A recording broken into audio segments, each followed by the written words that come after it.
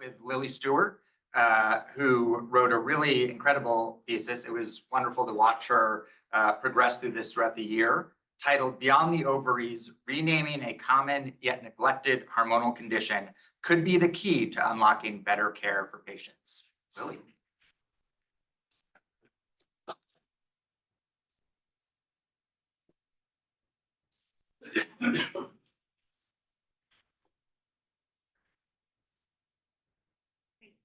Hi, everybody.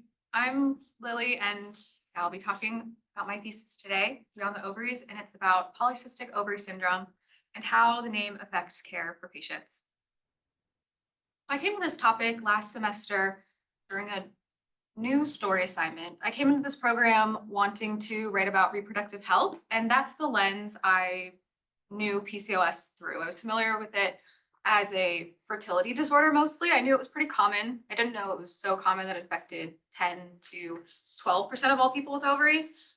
I knew it was mostly prevalent during reproductive age and that it was characterized by three main symptoms: irregular periods, high levels of hormones like androgens, which are testosterone and other hormones typically found higher in people without ovaries.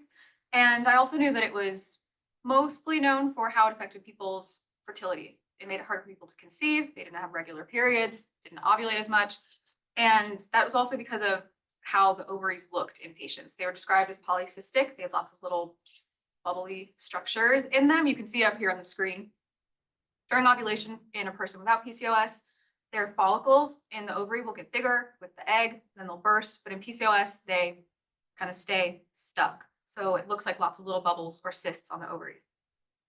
But as I started doing research for this project and started to talk to more and more patients and clinicians, I learned that it was a lot more than just what's up here, what most people, if you're familiar with PCOS, consider it to be. One patient in particular that I spoke to really stood out to me as being kind of emblematic of all the issues of just considering PCOS to be a reproductive disorder.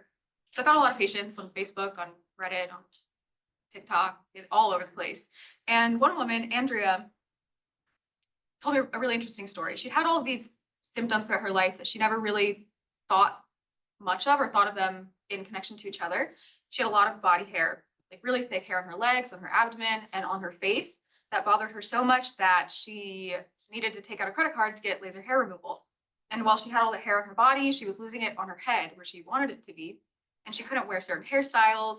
She was really insecure. It really affected her emotionally, having these patches on her head where it was very thin.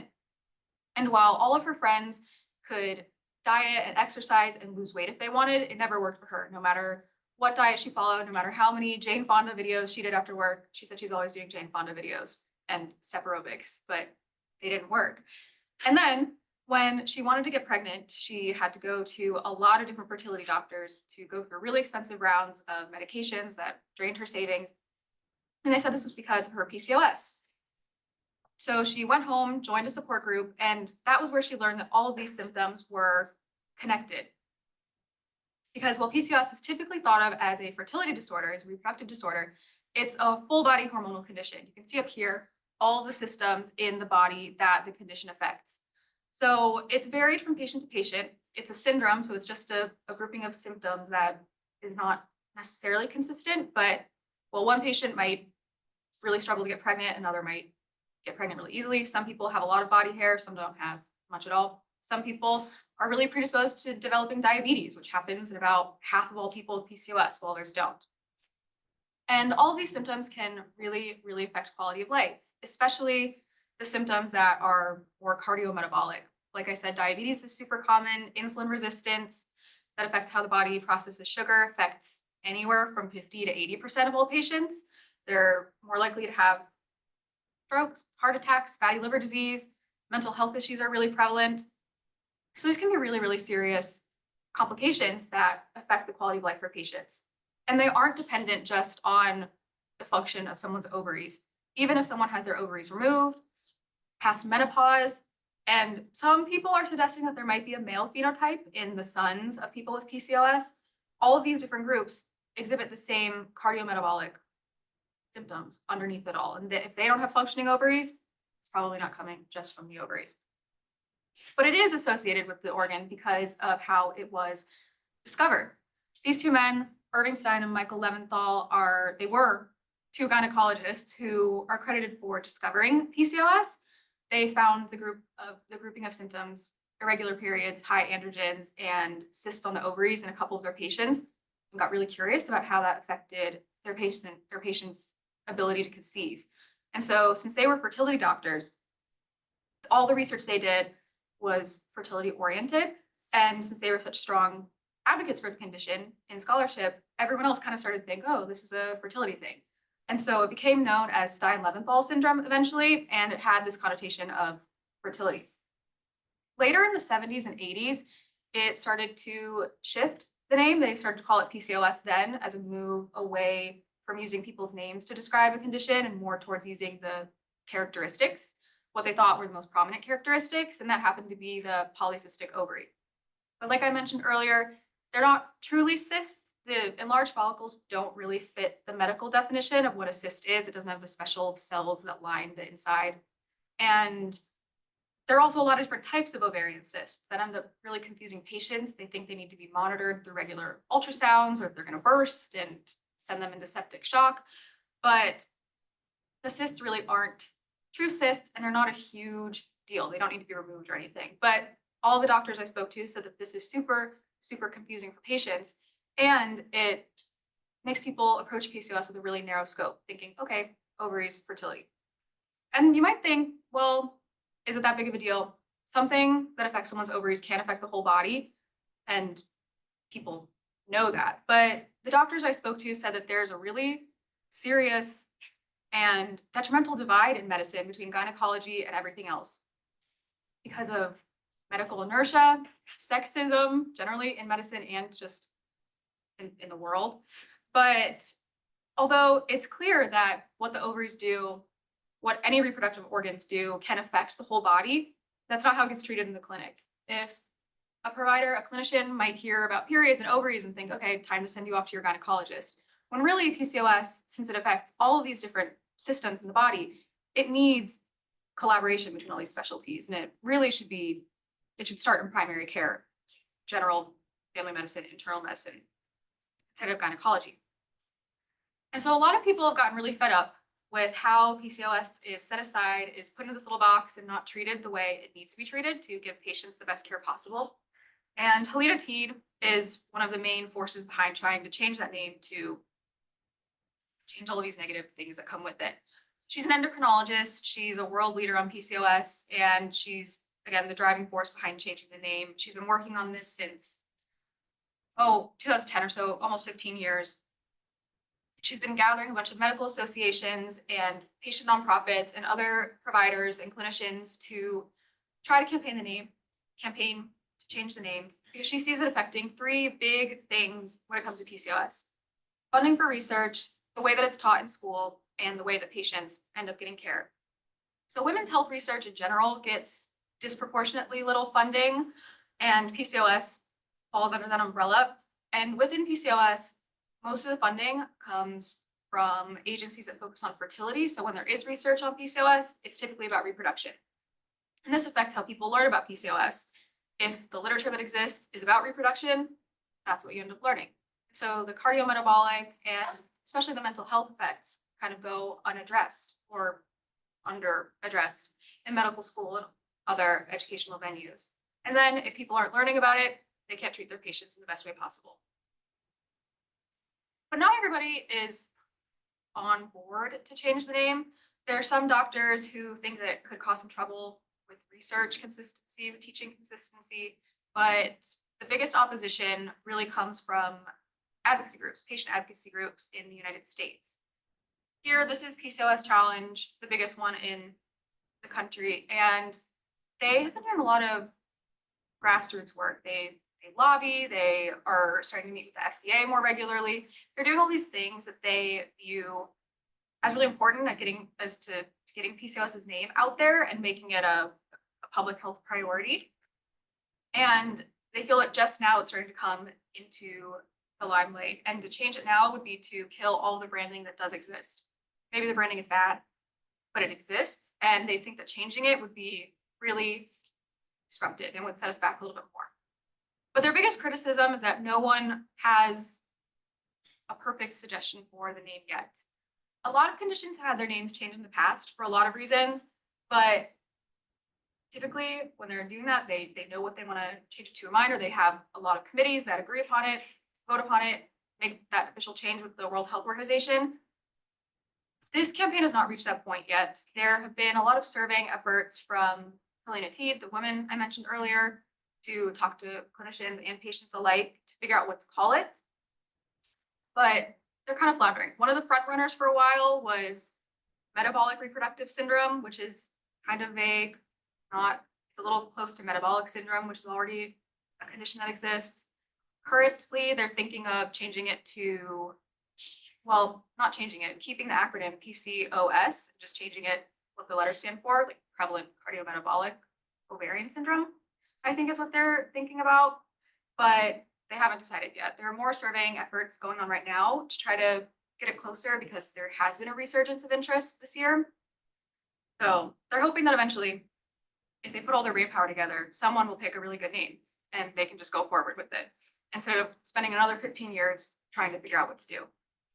Because patients really can't wait that much longer for better care. They're suffering now without thorough care, without whole body care. They're going on to develop these complications like diabetes and metabolic syndrome, fatty liver disease that can require lifelong intervention, can be expensive or emotionally difficult to handle. So there are people that are doing things now to try to make up for that. There are a bunch of clinics here that are multidisciplinary PCOS clinics where a patient can go in and see a dermatologist, an endocrinologist, a dietitian, a mental health professional, so they can have all that expertise in their care. They get all the systems in their body addressed that need to be addressed. And then to confront the gap in education, a lot of researchers are starting to put together international guidelines. Before 2018, there had never been a standard set of PCOS care and treatment guidelines. But Helena Teed, again, she banded a coalition together to come up with these guidelines to hopefully standardize PCOS care a little better, to help people treat it more like a full body condition than it is now. So that hopefully, while they're figuring out everything behind the scenes, patients can start to get better care now so that they don't have to wait for a long, long time before they're taken seriously, before they get help. So thank you for listening to my thesis presentation. Special thanks to Rachel, who I think is joining from far away virtually. You've been a great advisor, helped me so much. And thank you, Seth, too, for your second reader notes. They really helped get my structure in order. And thanks to all the instructors and my classmates, too, for a good year.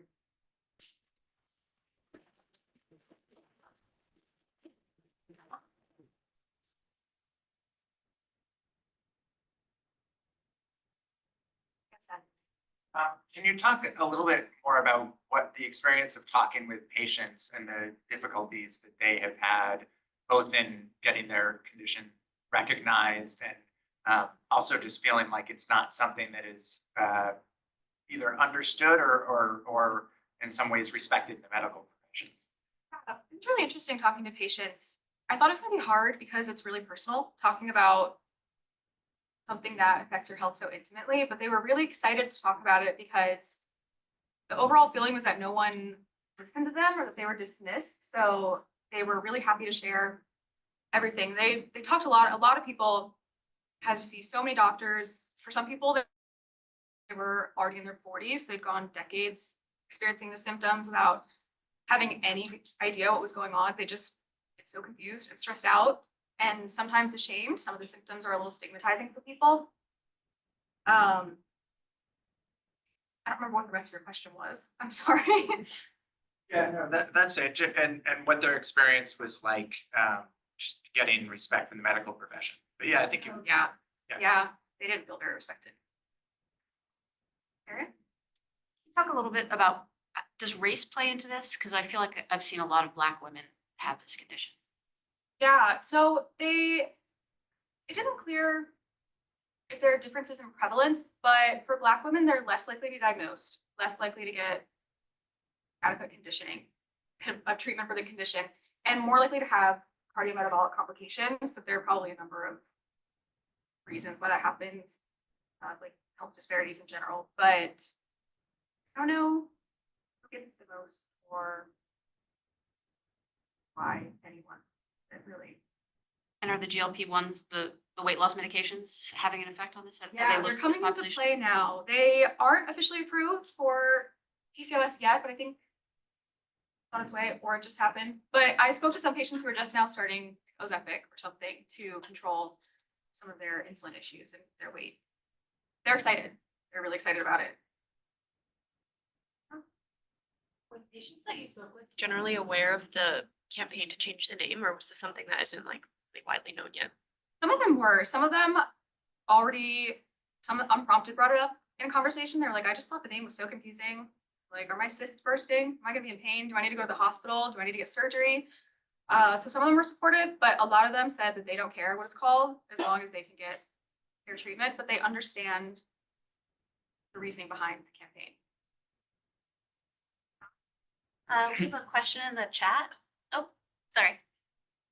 Go ahead. Well, I gather from what you said that simply having surgery to remove the cyst from the ovaries doesn't do the job. So, are there hormonal treatments that work? Yeah, so a lot of people will get a contraceptive pill, like a combined oral contraceptive pill, birth control pill that can help regulate eating and can sometimes help balance out symptoms caused by androgens. So it can help with the body hair and the balding. And then a lot of people will take metformin, insulin sensitizing drug, to make it easier for them to manage their blood sugar. And now, like Karen was asking, drugs like Ozempic, but there aren't a lot of really good treatment options for PCOS. Well, there aren't many specific treatment options. They don't have anything specifically designed for the condition because they don't really fully understand yet how it works in the body and where it originates. So where they need to target is unclear. We have a question in the chat, which is, what is typical treatment like for PCOS patients currently? And has it changed much within the last 10 to 20 years, especially with attention to renaming PCOS?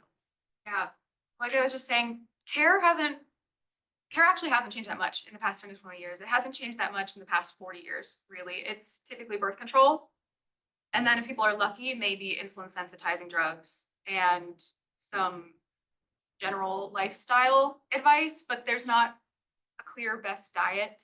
There's not a clear best exercise plan. There's not a lot of research saying what works well for this condition. But Tom?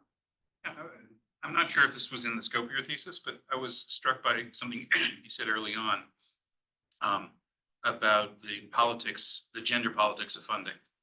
I'm wondering if if you detected any tension or even just sort of strategizing on the question of whether to lean into this to raise funding for women's health and gynecological health in general, or if there was a sort of tactical impetus to try and make it a more general medical problem, and so tap into the non, sort of pressure gender driven funding pool. Yeah, there is tension because a lot of people that treat this condition, that study this condition, do care about women's health, and that's why they went into it. And they think that there's nothing, there shouldn't really be anything wrong with being a condition that is thought of as being a women's health condition. But just because it shouldn't be bad, it shouldn't be stigmatized, doesn't mean that it isn't. So they kind of have to be practical about it. Like, just because they are full support of women's health and want more research for women's health, want more funding for women's health, they also know that they can't necessarily wait for a big structural change like that to happen. So there was a tension there. We have one more, yeah. Have you seen, either in the clinical sense or the research sense, a push away from studying women's health disorders for fertility and reproductive purposes? Like, is there more drive to study conditions for the way they impact day-to-day life rather than just, reproduction? Or do you think reproduction is still like at the center of a lot of women's health research? Well, it's on the forefront of people's minds now with reproductive rights. So it's like, it's still very front and center, but there have been more initiatives to look into women's health more thoroughly and holistically, because there are a lot of funding initiatives, a lot of offices are calling for more comprehensive research, but it just takes time. Research is really slow. We know that, everyone's said, but I think they're trying. People are hopeful that it's going to get better, but it's hard. Thank you so much, Lee.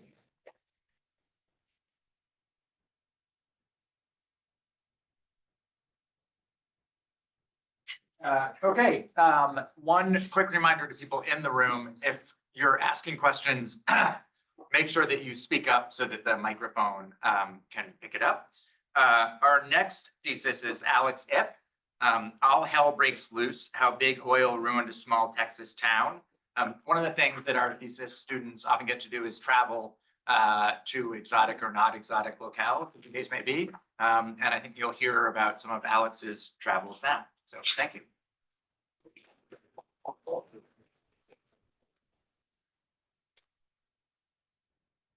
Hello, good morning, everyone, and good evening, especially to everybody back home in Hong Kong listening to this thesis presentation.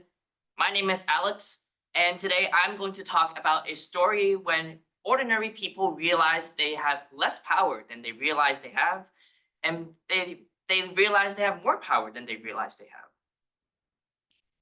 So this story starts 2 years ago when I was invited by the Uproot Project to attend the Society for Environmental Journalists annual conference at Houston, Texas.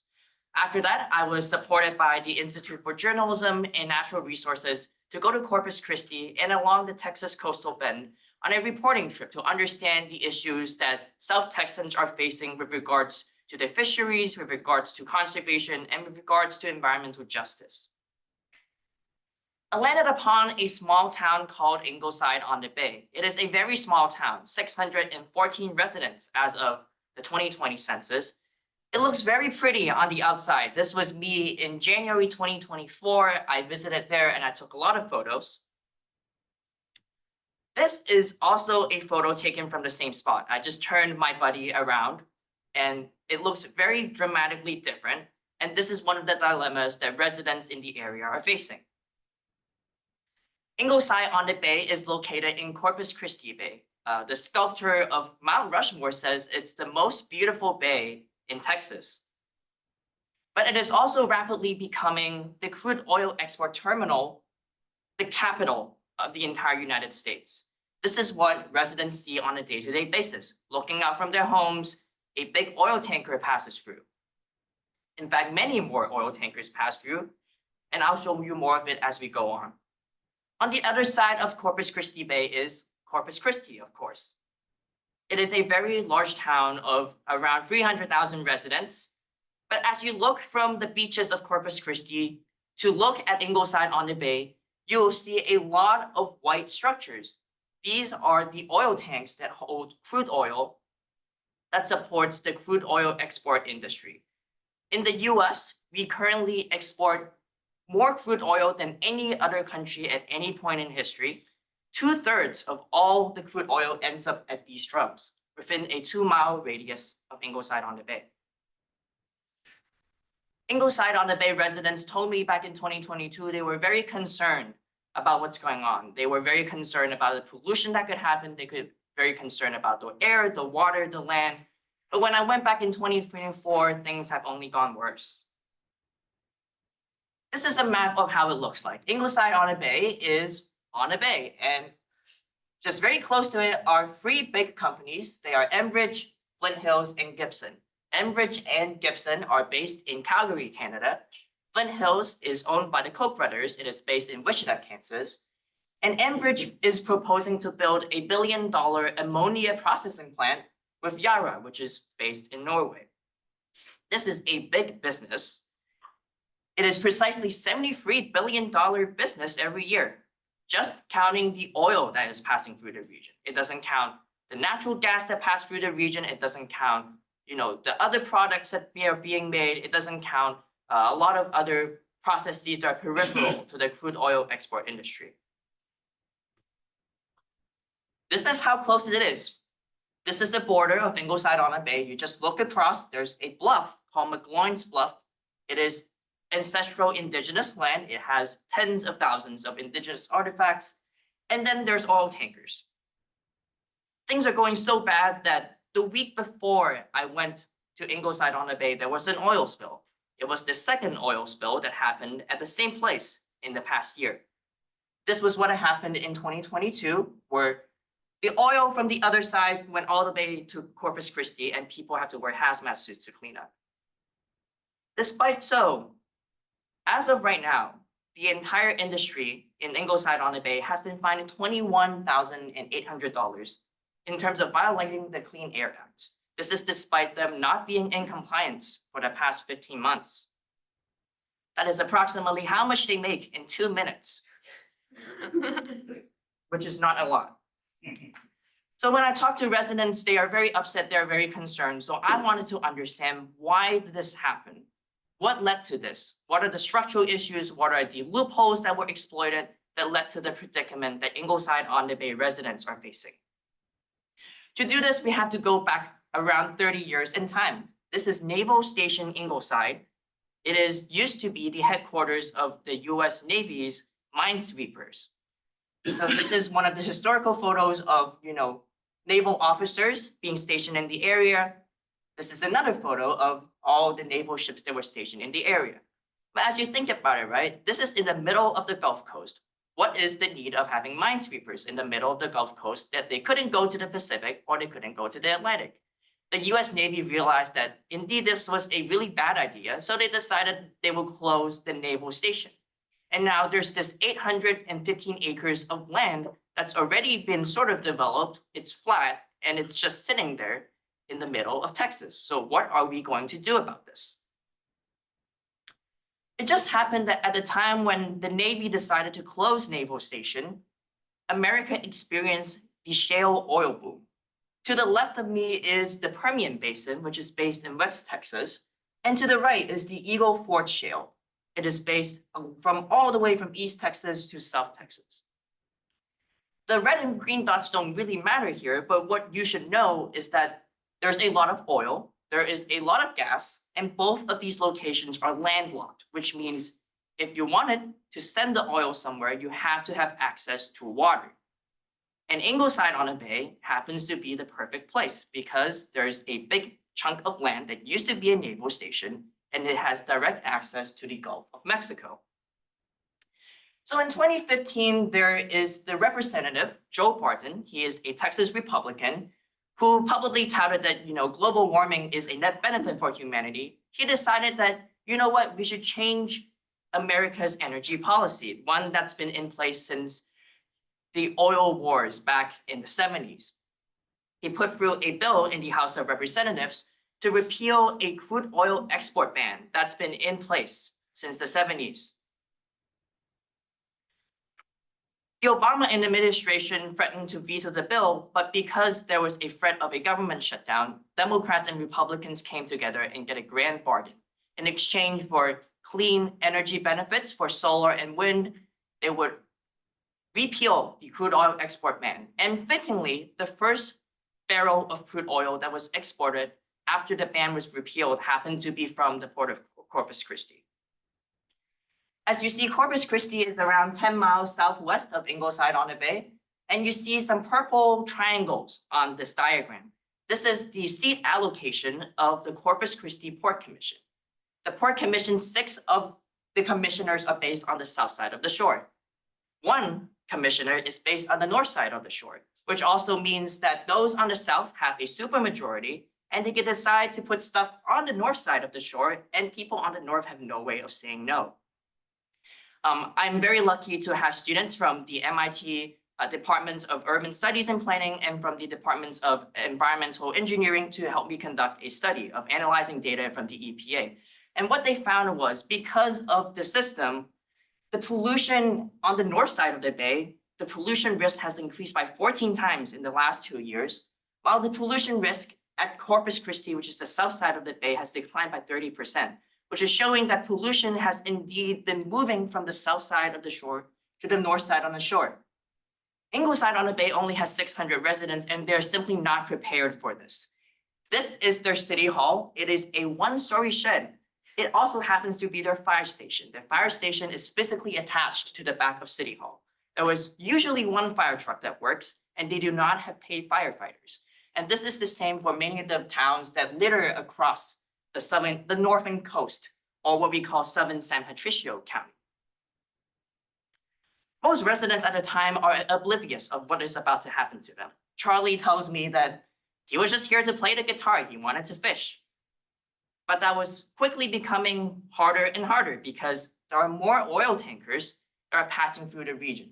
The darker the color or the more red it is, that means there are more ships. As you can see, within 5 years, there's much more yellow around here. There's more red around here, which means there are more ships because they're shipping out oil to countries around the world, to the Netherlands, to China, to Canada. It is a big business. It is a big industry, and this continues overnight too. So residents are upset. They're trying to figure out what to do. Cindy Valdez, she runs the Ingleside on the Bay Coastal Watch. It is a nonprofit grassroots environmental group that is formed by residents of Ingleside on the Bay. She tells me, she tries not to go down to these locations because they're very toxic and they feel really bad. And when I was shown around these crude oil export terminals, I had my headaches. And residents also complain about, tears streaming from their eyes, their dogs going berserk. They talk about turtles that are dead floating on shore, birds being stuck on the shore. For the purposes of this presentation, I'm not showing you the photos, but if you will look at the photos, I can provide you at a separate location.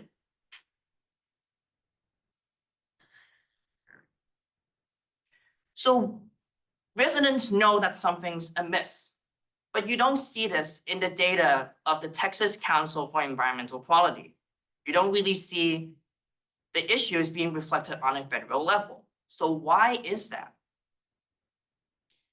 There are exactly 0 air monitors in the county, San Patricio County, where Ingleside on the Bay is located, which means that there is no way for anybody, whether it's the state government, whether it's residents, whether it's academics, to independently evaluate pollution data. And so how do they currently keep themselves in compliance with the state? Well, the Texas state government says, just submit your data and tell us it is fine, and we'll certify that it is fine.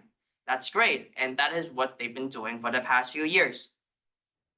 I talked to Susie Wilder. She's an elected alderman on the Ingleside on the Bay City Council, and she tells me she really does not believe that any of these oil companies are telling the truth.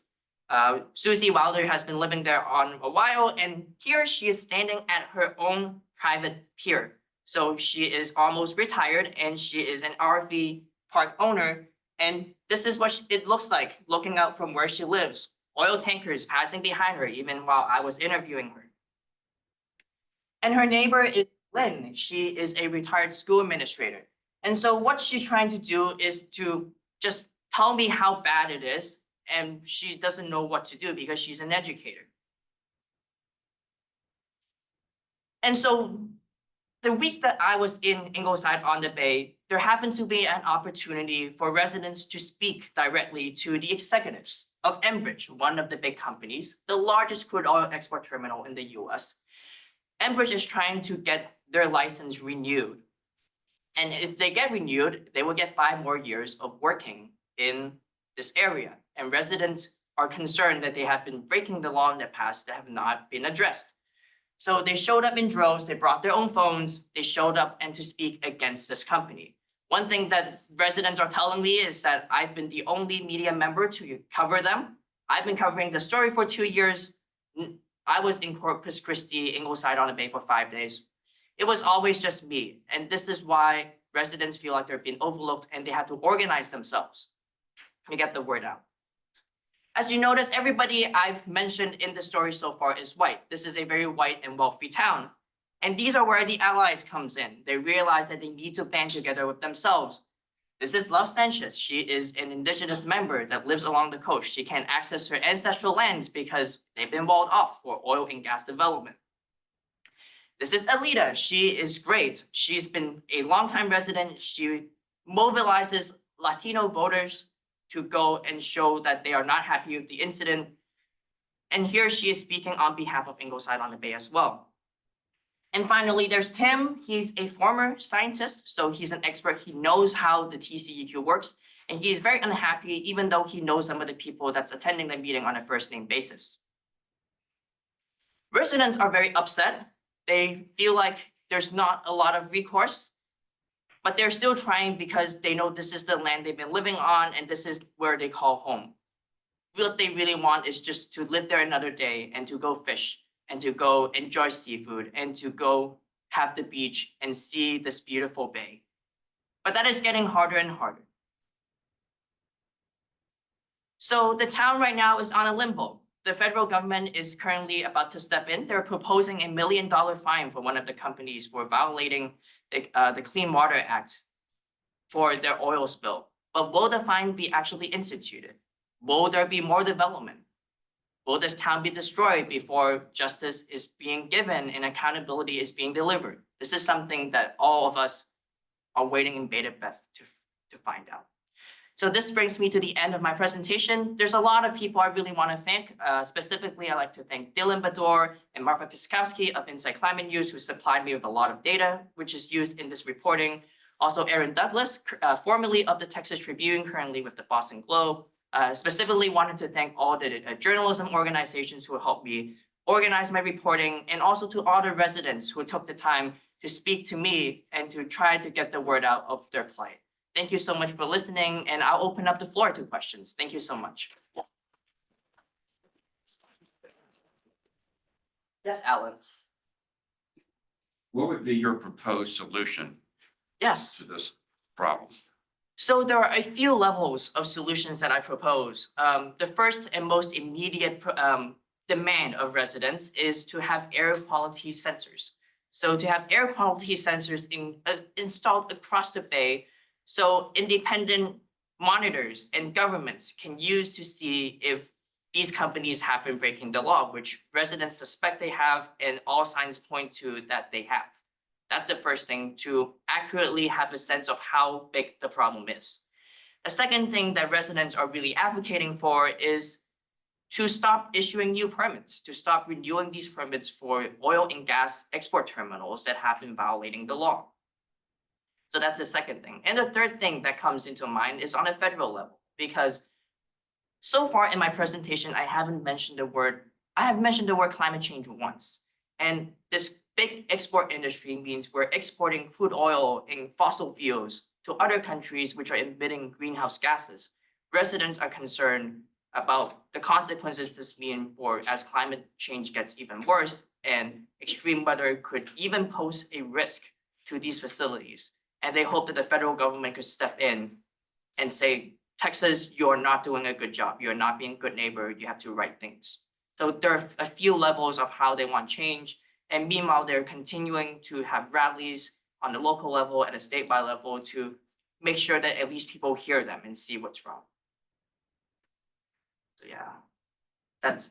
Can I ask a follow-up question? Yes. Wait for it. Of course, in the long run, Mhm.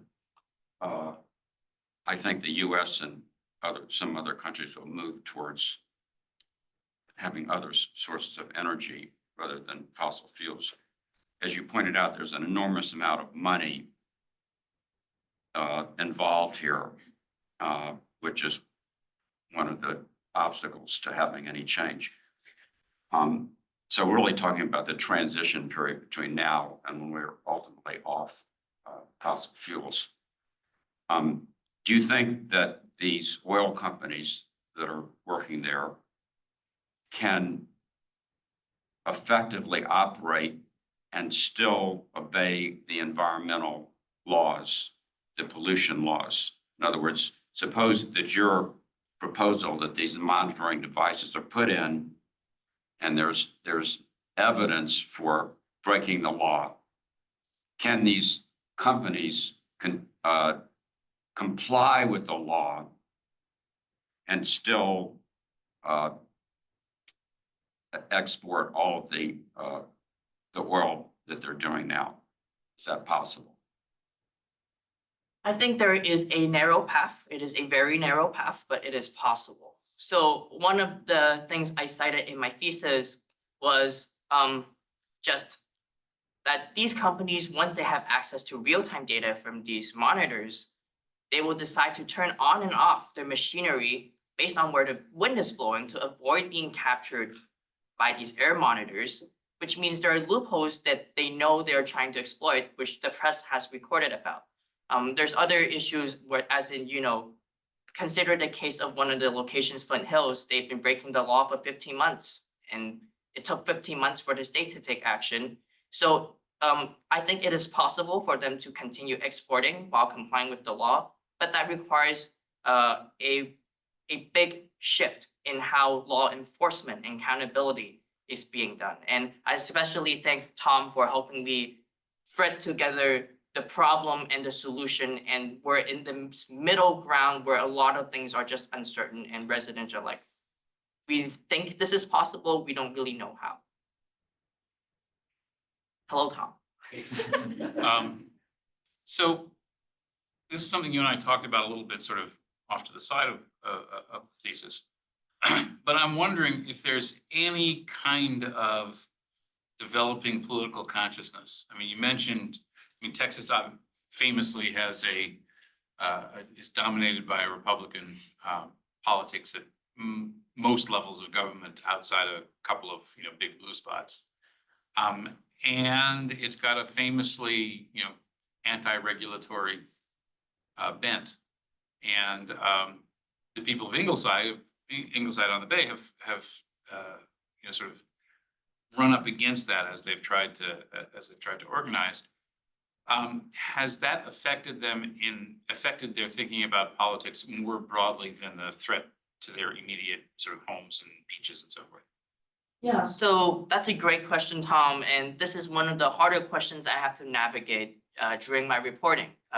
As I mentioned about this little town voted for Republicans, or more accurately, President Trump, by 50 points in 2020. That was before all of this happened. And so, what I am noticing is, in just a span of a couple of years, they went from, voting this way in presidential and statewide elections to now supporting indigenous tribes to file lawsuits against the state.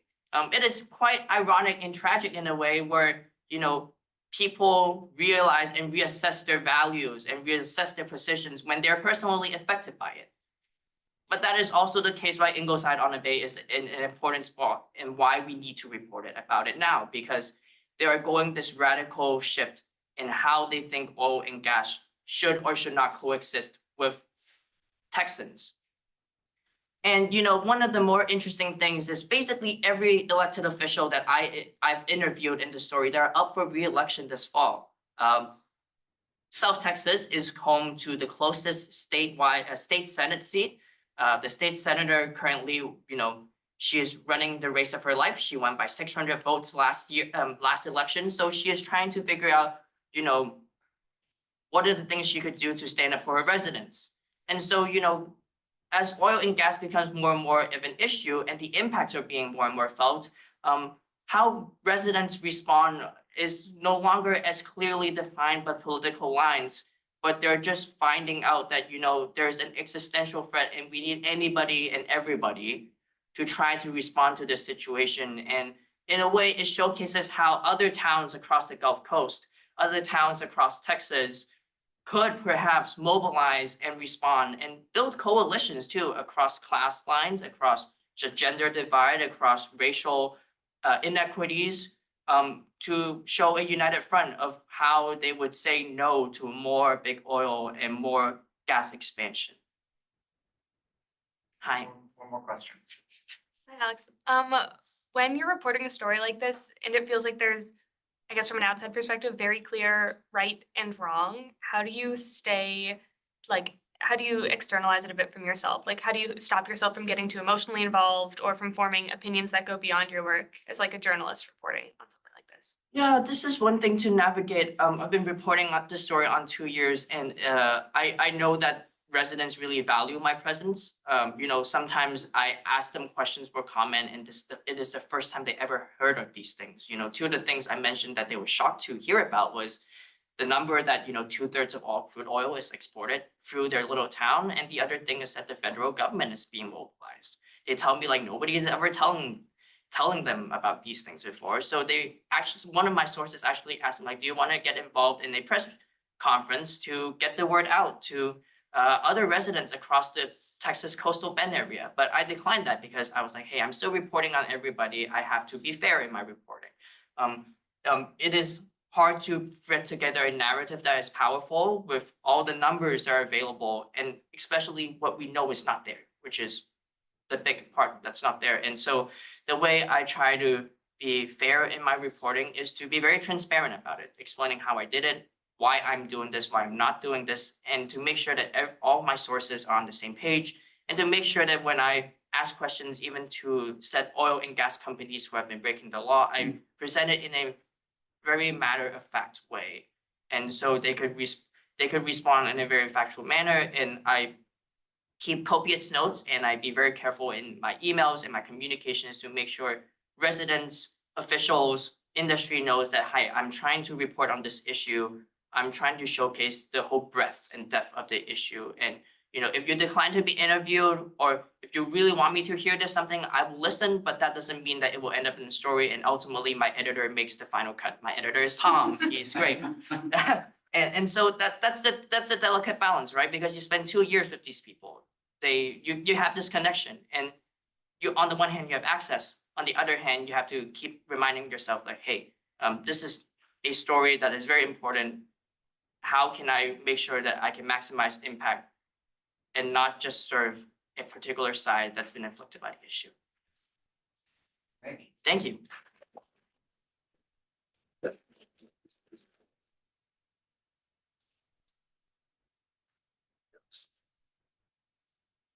Okay, our next thesis, Noah Daly, is someone who also has been working on the story that he's going to present about since before he arrived here. It's another really fascinating story that involves some really fascinating travel. And the title is Cheaper Than a Funeral, Understanding the Therapeutic Potential of the Psychedelic Compound Ibogaine.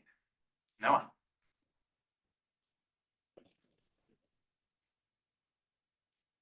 Hi, good morning, everyone. My name is Noah Daly, and today I will be presenting about Ibogaine, which is a psychedelic compound that presents unique potential in treating different types of addiction, post-traumatic stress disorder, and more recently, it shows a lot of promise in treating traumatic brain injury. So I got into this reporting, as Seth mentioned, a few years ago while reporting more widely on drug policy around the United States. There have been several efforts to set up psychedelic therapy pilot programs using other substances like MDMA and psilocybin. But while I was in Kentucky, I met with several patients who were both former addicts as well as Special Operations Forces veterans who found that while other forms of treatment did not help them, Ibogaine saved their lives. I also felt that it was important to pursue this story as someone who has previously reported on trauma, and trying to understand how this category of drugs seems to make a unique impact on people suffering from different types of trauma. So right now, Ibogaine is used outside of the US to treat mostly addiction disorders and major depressive disorders, but recently there's been an increased interest in how it could possibly affect a physical biological ailment, traumatic brain injury.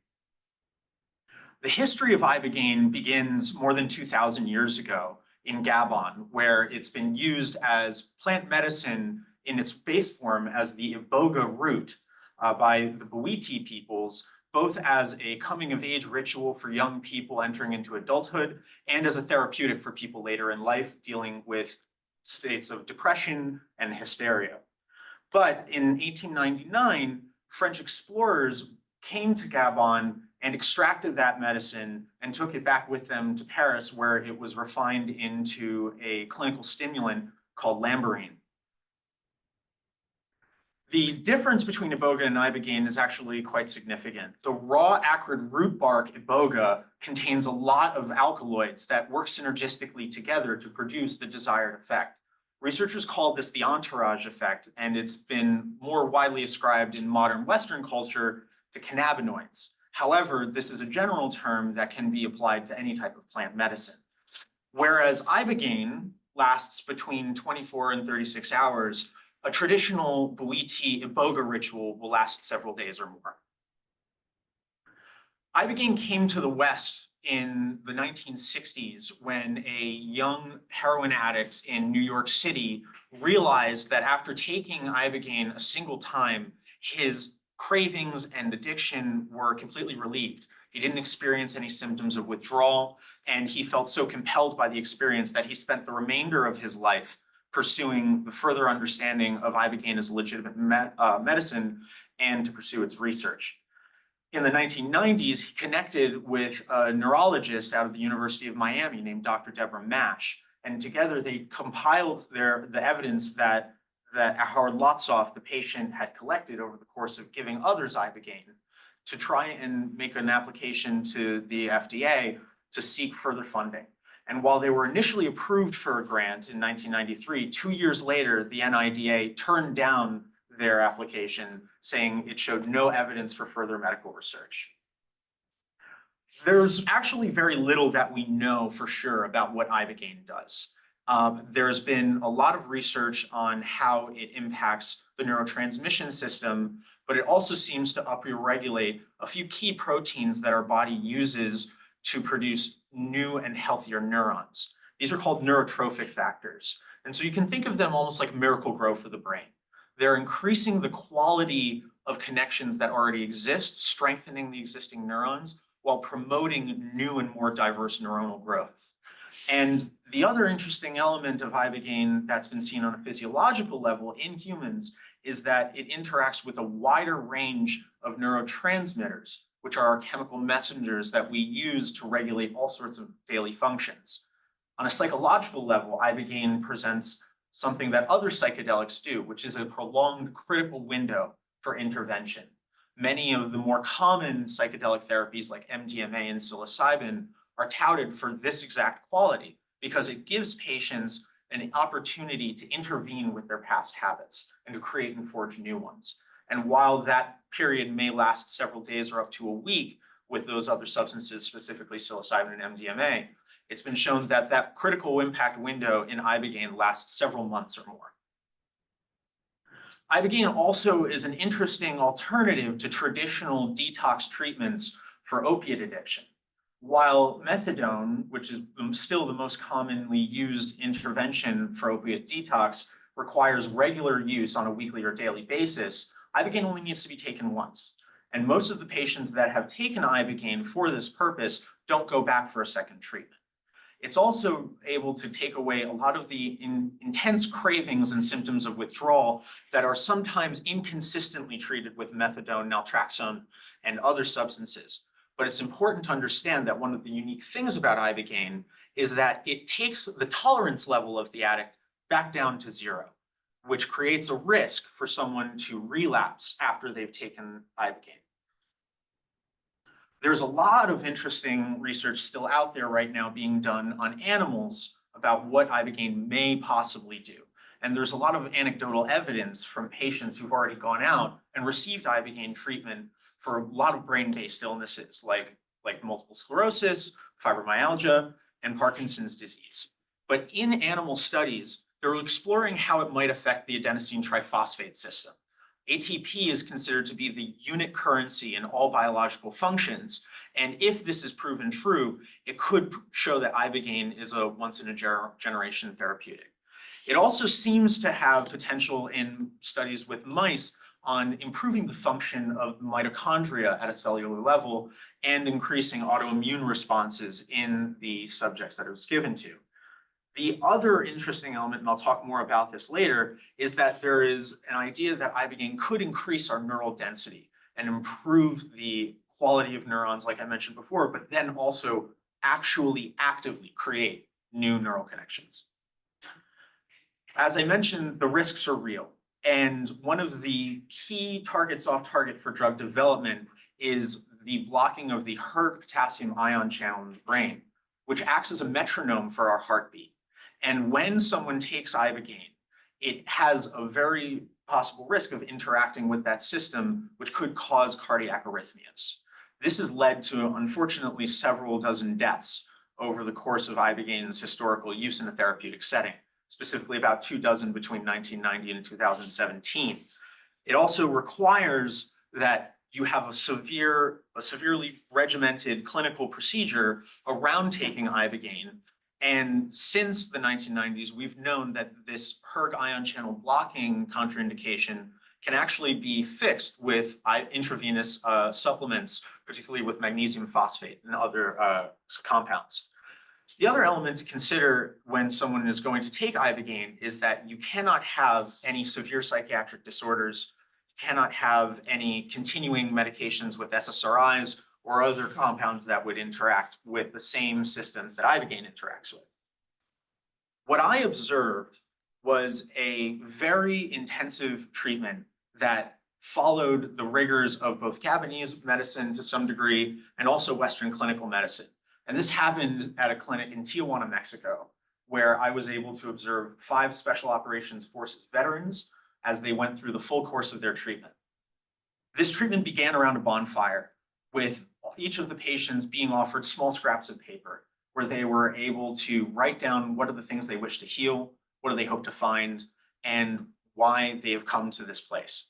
And after each of them received their paper and cast it into the fire, they were offered a proverbial red pill, much like Neo in the Matrix, where they were given an opportunity to go on this journey.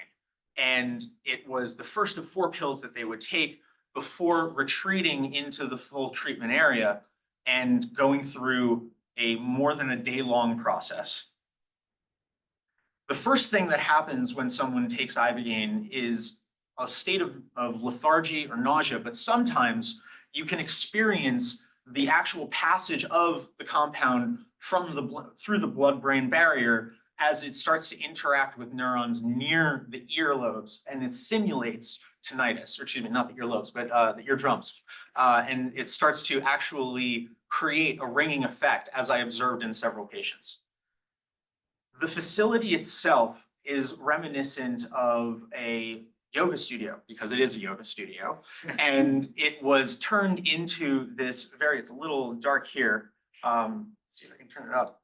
But it's outfitted, and it's tough to see, with cardiac and respiratory monitors, in addition to intravenous bags that people were given over the course of treatment to make sure that that cardiac risk is prevented.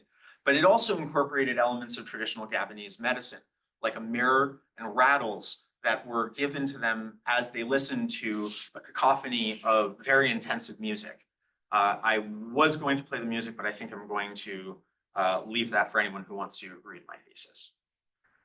It's tough to say for sure what people experience on Ibogaine in terms of a psychedelic journey. It's not a hallucinogen, and it doesn't consistently instantiate hallucinations or psychedelic visions, but a common outcome for patients is that they get to interact with their own memories, and it acts as a sort of a life review. And many of the patients who've gone through Ibogaine therapy consider it to be 20 years of therapy in a single night. As I was sitting bedside with the patients, I observed a process that did not have any of the hallmarks of psychedelic assisted therapy that I've observed in other formats, whether it's with MDMA or psilocybin or LSD. These drugs have a recreational use history and can be used recreationally depending on the setting, as long as they are worked out with careful guidance. However, Ibogaine was a very serious procedure, and there was nothing about what I saw that led me to believe that any of these people were here by chance. For many of them, this was a last resort. It's important when we look at a therapy to try and assess its values versus its potential harms. And one of the things that I recognized, as I mentioned, was the care that was given to set and setting. And at the Ambio Life Sciences Clinic in Tijuana, where this therapy took place, there were no prior incidents. There was a very serious cadre of clinicians, nurses, and then also extra care providers who added to the set and setting that the patients were part of. I think it was for that reason that when the Stanford University team from the Brain Imaging Lab had an opportunity to do the first ever US-based clinical trial of Ibogaine, they paired with the same clinic. And Dr. Nolan Williams, the head of that group, was amazed when he was able to see the results of that treatment. The group that was involved were 30 Special Operations Forces veterans, all of whom presented mild to moderate traumatic brain injury. Many of them also had some of the downstream illnesses that we see connected with TBI, like suicidality, PTSD, and alcohol use disorder. What the team at Stanford found was what Nolan Williams calls the most incredible therapeutic interaction with a drug he's ever seen. And the rates of recovery far exceeded those of any other type of treatment being used for traumatic brain injury, and came close to any type of treatment that's been used with PTSD thus far. Another interesting thing that they found that they're continuing to research now is the potential for the development of new neurons in the brain once someone has gone through Ibogaine therapy. So with the benefit of fMRI imaging, they have the first indication that requires a great deal of further research, but it shows a lot of promise.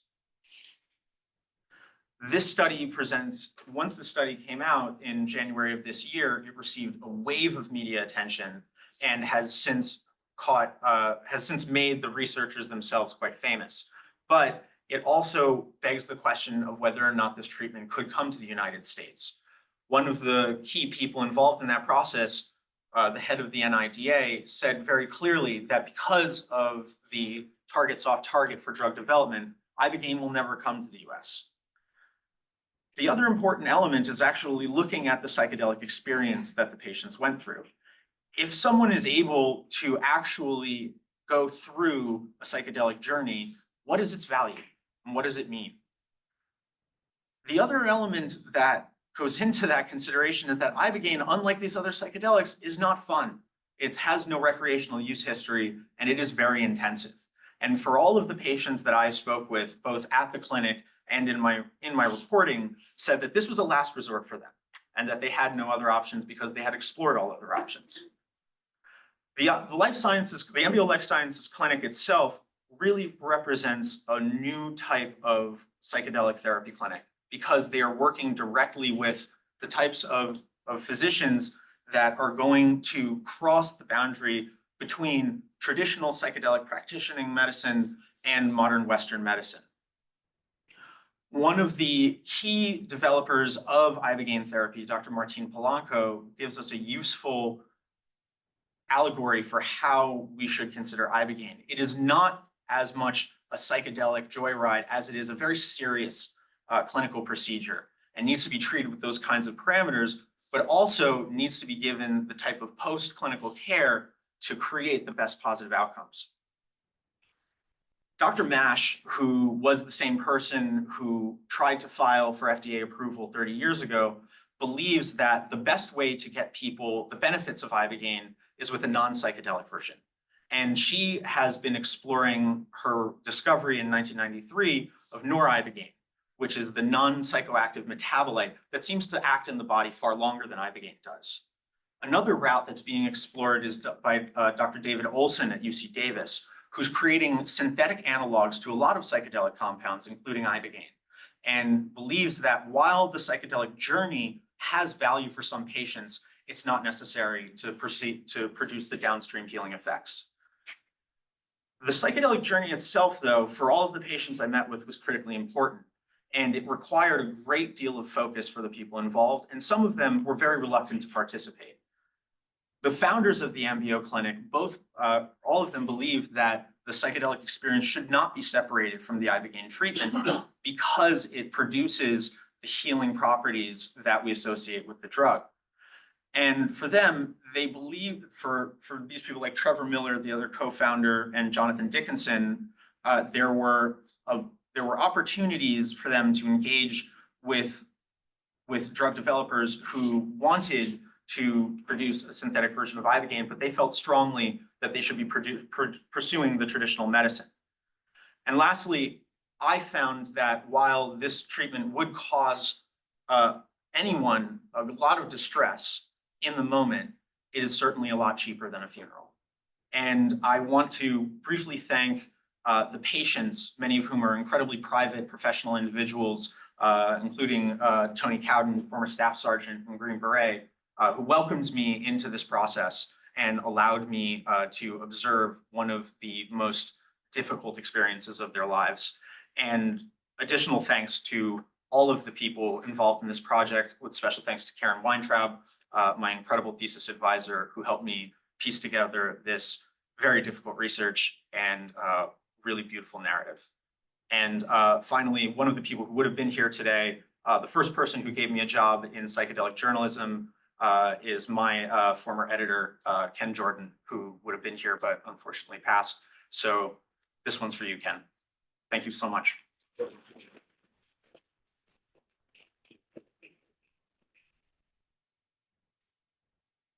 Yes, Alan. So it seems like a lot of the use of it is in Mexico. Mexico, New Zealand, Brazil, Spain. It's a Schedule I narcotic here in the US. Yeah. So can a person get a prescription for Ibogaine here in the US? No, it's impossible right now to receive Ibogaine treatment legally inside the United States. And so one of the efforts that was being made when I began this reporting was in Kentucky for an Ibogaine research pilot to try and see if this can reach clinical trials. However, that effort got shot down due to political discourse, but it's still very unlikely at this point in time that Ibogaine could come to the US anytime in the next 5 or 10 years. Is there a black market supply of Ibogaine in the US? There is. So right now, the black market for Ibogaine is actually a very big touch point because the drug supply that produces it is a critically endangered species.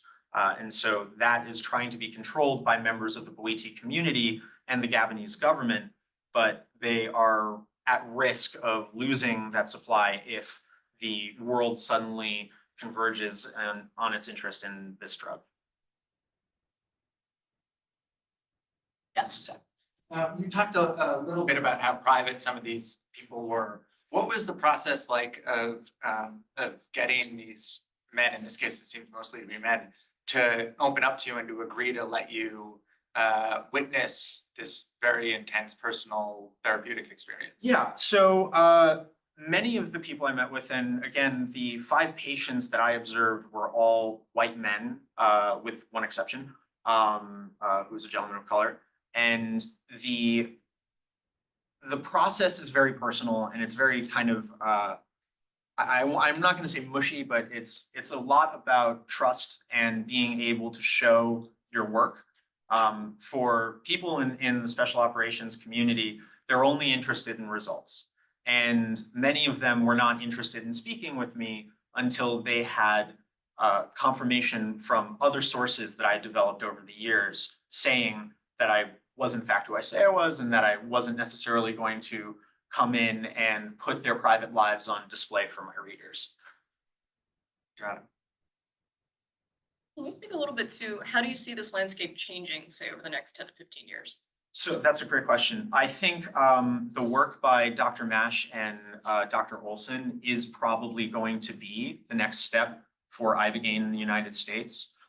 Because there is such strong pushback from the NIDA right now, these processes for creating analogs, whether they're active metabolites or synthetic derivatives, they are able to achieve that sort of that critical target on target where we're not going to see the same risks that we associate with pure Ibogaine. But it also is, the other flag in that direction is that all of these projects, and there are others that I didn't name here, like Gilgamesh Therapeutics, who've received tens of millions of dollars to pursue drug development, and some of them are already in phase 1 clinical trials. You said that there's a risk for people who take Ibogaine and then they have past mental health conditions. I guess, is there any screening process at Ambio to kind of sort through which patients maybe shouldn't be receiving the treatment? Absolutely. There's a several month-long process that goes into intaking each patient. They're required to submit EEG scans in addition to blood work and several doctor's notes prior to arriving. And there's also a full psychiatric evaluation that's made by therapists that work with the clinic. Yes, one more? Yeah. You mentioned that Ibogaine was involved maybe in upregulating ATP. Could you explain that a little bit? So there is only a light amount of research that's being done on mice right now that suggests that this could be possible. Roman Pasculin he's a researcher based out of Slovenia who did some work on how Ibogaine seems to interact with the ATP system, but this is only in a few isolated studies. And so that evidence is still sort of in its very, very early conceptual phases. Thank you, Steve.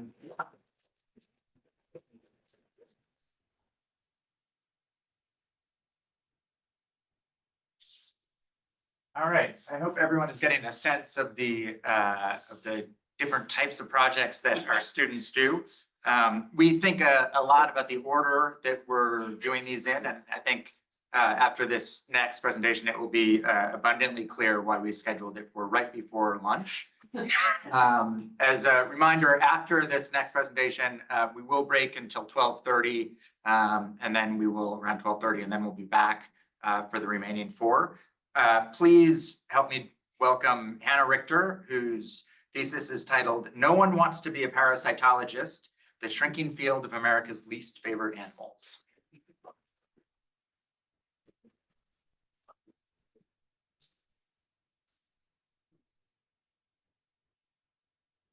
Hello, everyone.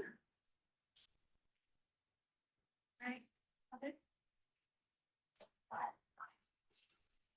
Thank you for coming and watching all of the thesis day talks today. So that stole my punchline, which is that this is a really great pre-lunch conversation that we'll have. And my thesis is all about parasites, and I want to bring you into this wacky world the same way that my thesis begins, which is with a story. So in the fall of 1985, American parasitologist Scott L. Gardner found himself standing over his toilet bowl, fishing around in the squishy remnants of his empty bowels with a chopstick. He had recently returned home from a 3-month expedition to Bolivia, where he was studying parasites in wild mammals. His field site near the city of Trinidad had been sparse: a few tents, cans of liquid nitrogen to preserve specimens, and some portable microscopes. As he dissected mammals to find the parasites living in their intestines, the caretaker's pig waddled around, oinking. When he returned to graduate school in New Mexico, Gardner decided to check himself for parasites like one looks for ticks after a hike. Being trained in the subject, he took a sample of his own feces and put it on a microscope slide. When he looked through the glass, he was shocked. Though he felt healthy, hidden within the brown smear were clusters of tiny, light yellow eggs. "I'm used to looking at that with regular animals," said Gardner, "but I'm not a regular animal. I'm me." Gardner went to the Student Health Center to get treated, his microscope slide in tow as evidence. Sure enough, the doctor confirmed he had contracted Ascaris, a pencil-thin parasitic worm affecting more than 1 billion people today. Gardner was prescribed a Vermox pill designed to stop the worm from absorbing sugar in his body until it died of starvation. The next morning, Gardner pooped out the foot-long worm. Driven by curiosity, he probed around in the toilet until out came Miss Noodle on a chopstick. He dumped the specimen in a jar and brought it to work, equal parts disgusting and fascinating his colleagues. So that will be your entry point into parasitology. And mine was a little bit different, which is that I didn't really know what I wanted to do for my thesis. I was conducting a bunch of interviews with scientists, and I spoke with one parasitologist who said the phrase, "Parasites aren't cuddly." And that really stuck with me. I thought it was kind of weird to talk about your research subject so such a blasé way. And I wondered if other people shared the same sentiment. So I reached out to other parasitologists, and they all said, yeah, parasites are gross, they're ugly, they're not cuddly. And I realized it was a trend that they all felt this way about their own research subjects. And it's not too hard to see why. Parasites have, understandably, a bad rap. They, for a lot of people, are kind of ugly, crawly, creepy, wormy things, and we're not that used to looking at them. Parasites are largely invisible. They live on or inside other organisms. That's what defines them. That to get their energy to be a parasite, you have to live on or in a host. The word parasite is used colloquially to mean a lot of things other than what these biological organisms are. If you have somebody that's always asking to borrow money, oh, they're a parasite. If you have somebody that's a needy partner, they're being a parasite. And parasites, for what it's worth, also cause a lot of human suffering and harm. The parasite Plasmodium, it's a single cell, causes malaria, which is the largest infectious disease killer, especially among children, especially in developing countries. And that's not to be taken lightly. Parasites cause a lot of suffering, but not all of them do. And it is far from their whole story. And parasites' bad rap has led them to be really overlooked, really understudied. And despite how prevalent they are in our environments and our world, we know far less about them than perhaps other organisms. So again, what are parasites really? They can be any living thing, be it an animal, a plant, a fungi, a protozoa. And their only requirement is that they live on another organism to derive their energy. They can look a lot of different ways. They can be long and wormy. They can have a lot of little legs or flagella or antennae or bristles. And they also have different ways of getting into and finding their hosts. So a parasite can be really host specific. It can live only in its one species, that's their whole thing. Some parasites require different hosts at different points in their lives. Maybe when it's a juvenile, it needs to live in a rat. And then when it's older, it lives in a bird. And then some parasites can be happy in a bunch of different animals. You know, they'd love to be in a monkey, but they could also be in, I don't know, a rat. And parasites also have a lot of different functions that are far from, I suppose, ordinary. They do some really creepy and scary and cool things. You've probably heard of zombie ants from the show The Last of Us. The fungi that show features is real, though it doesn't infect humans. It is not going to turn us into zombies. It does do so kind of a bit to ants. So the way this fungus called Ophiocordyceps unilateralis works is when it gets into an ant, it causes the ant to climb 25 centimeters exactly up the stalk of a plant, lock in its jaws, and die. And the fungus grows out of the ant's body and rains spores down onto all of the poor unsuspecting ants below, who then get infected. There are also examples of parasites that cause death in their hosts in a little bit more innocuous ways. This tapeworm, for example, when it gets into its fish host, it grows so large that it disrupts the buoyancy of the fish. It's all disoriented. It swims nearer to the surface. And then a bird will come eat the fish, and the parasite winds up there. And it turns out that this is where the parasite in its later stages of life would like to be. In terms of how many parasites they are, where they are in our environment, we really don't have a good sense because they're just so diverse and everywhere. Parasites are a huge part of animal biodiversity. They represent 40 to 50% of all animal species. Again, we don't really have a good understanding of how many animal species there are. People say, I don't know, 8 or 9 million or so. That means that there's somewhere in the ballpark of 3 to 4 million species of parasites. Out of these, very few infect humans. The way that we know this is because for everything that gets into a human, we've seen it, we've described it, we've cataloged it. But there is so much parasite biodiversity that we have not cataloged. And so the very upper limit of how many parasites infect humans is probably 4%. Most parasitologists put it somewhere in like the fraction of a percent range. So infecting humans is really not their whole thing. And to be a parasite is interesting because it's not a thing that they are, it's a thing that they do. So the example that I use in my thesis is it's like cows and vegetarians. We both don't eat meat, but we are not related. We're not in the same family, we're a genus. And that's how it is with parasites. It's not that all parasites evolved in this part of the evolutionary tree. It's that being a parasite is all over. It's a really successful way to be an animal, and it's evolved over 220 times. So if you were a couple cells and you were like, I'm going to be a new animal species today, which is not how evolution works, be a parasite and you'll probably be successful. It is the most successful animal lifestyle. And what's important to know is that even though we kind of think of parasites as these scourges on the environment, getting rid of all parasites would not make the world a healthier place. They play really important ecological functions. So for example, parasites regulate their hosts. They keep them in checks and balances with their environment, the available food and habitat. They drive biodiversity. If you're an animal and you have a parasite, you will co-evolve. You will try to get rid of each other. An animal is going to evolve resistance to the parasite, and then the parasite will evolve to be in that animal better, and you'll get more biodiversity as these animals speciate. Parasites also have the potential to help humans in ways we don't really know yet. What's interesting is that they have figured out how to get inside us without us noticing very well. They have the potential to reveal compounds for things like anesthetics or immune suppressants. And people are thinking about maybe looking at, a tick, for example, and how it's not really revealing to us that it's biting us. So they play these really interesting and diverse roles. But it's okay that even though we know parasites are important, we're grossed out by them. It's an evolutionary thing. Being disgusted by parasites has helped us avoid getting infected and being harmed.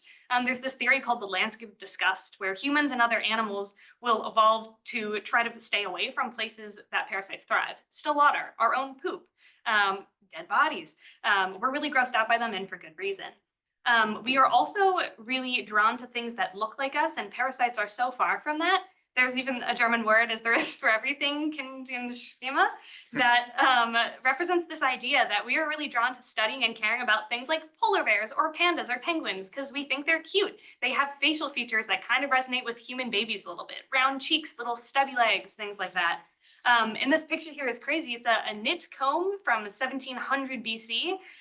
One of the earliest archaeological pieces of evidence for the fact that we've been getting parasites as long as we have evidence for. So even though we're disgusted, we're still getting them. But despite parasites' prevalence, they are really not present in biology education in this country. So I love this quote. It says, somehow we're giving people full-on degrees in biology when they don't know anything about a plurality of animal life. And this represents the fact that medical schools have decreased their parasitology training. Undergrad bio degrees rarely mention parasites. So you can go through your entire career as a biologist or even sometimes being trained as a doctor and not learn about parasites. So my research led me to the University of Nebraska-Lincoln and the Mantor Laboratory of Parasitology, which is the world's largest university collection of parasites. It's run by this man, Scott Gardner. We talked about his poop earlier, and he has been the curator there for 30 years. He might be on the Zoom. Hi, Scott. Scott doesn't run the lab alone. He works with Gabor, who is the collections manager. They have a couple grad students, one of whom is Kevin. Scott's son is also at the University of Nebraska. He's not a biologist, but he hangs out in the lab. And perhaps the most important element of the lab is the parasite collection, which Gabor has lovingly called the noodle collection. This collection is massive, but because parasites are so small, it takes up very little space. All of the rooms combined are probably the size of this classroom or a little bit bigger, but it houses 170,000 items. And what's neat is because parasites are so small, or sometimes like worms so tangled up, that you can't count them all as individuals. A vial could have 100 parasites or 1,000 parasites. So this collection is probably more like 17 million specimens. It doesn't just have parasites, it has parasite photos and textbooks and papers, and it's a vast, vast resource. But the work of cataloging parasites, storing them, figuring out who and what they are and how they connect is a really shrinking discipline.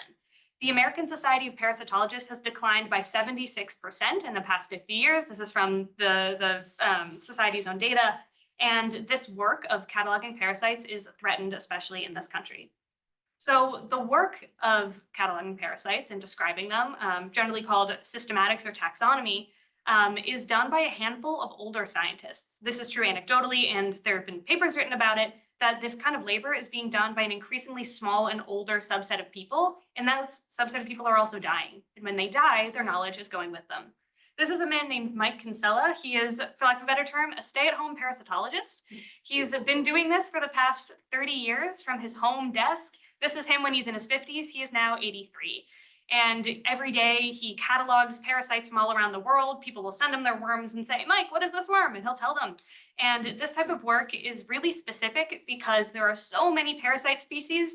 Most parasitologists are experts on only their own subset. And when you've got your parasitology subset, you might be one of the only people with that expertise. So when these people are dying, that entire knowledge set is sometimes going with them. There are efforts in the field to combat this shrinkage. One of the main ones is countering the public perception of parasites and trying to get people interested. The thinking is that especially if you aim at kids and say, hey, parasites are far more diverse than we think, they're not so scary, they might grow up with an interest in parasites and maybe study them, give the field a boost. This is a photo, this is Gabor's son at the University of Nebraska's State Museum at their parasite exhibit.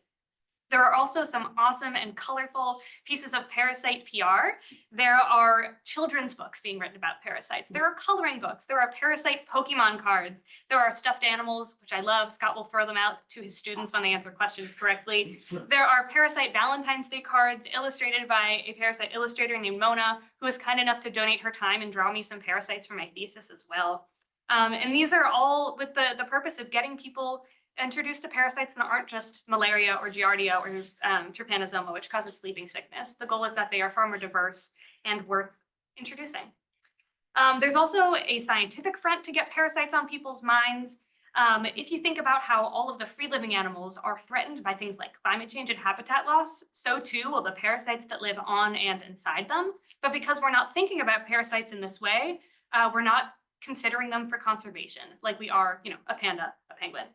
Out of the millions of parasite species, there are 2 that have been assessed for the International Union for Conservation of Nature's Red List, which is this list that catalogs all of the species that are threatened because of climate change. And there's this one study being conducted right now on a Japanese island called Amami Oshima to conserve a parasite that lives on this one specific rabbit. The way parasite conservation works is if you've got a species that you're already conserving and the parasite's not bothering it all that much, don't get rid of the parasite, and boom, you've done 2 for the price of 1 conservation. And the goal is that this idea will spread. In terms of why it's important to catalog all of this biodiversity, one of the most important things that scientists often say is that we don't know what any given parasite species, or any species for that matter, might reveal. Parasites could answer questions that are outstanding in terms of evolutionary questions. They could reveal new compounds for human medicines. They could show us which characteristics are helpful to parasites for being human killers. And there's a lot of drive to understand this biodiversity before climate change or habitat loss wipes it out, or before the people that can do this kind of work themselves pass away. And this is called the taxonomic impediment. And Scott of this work said, the task is daunting and time is short.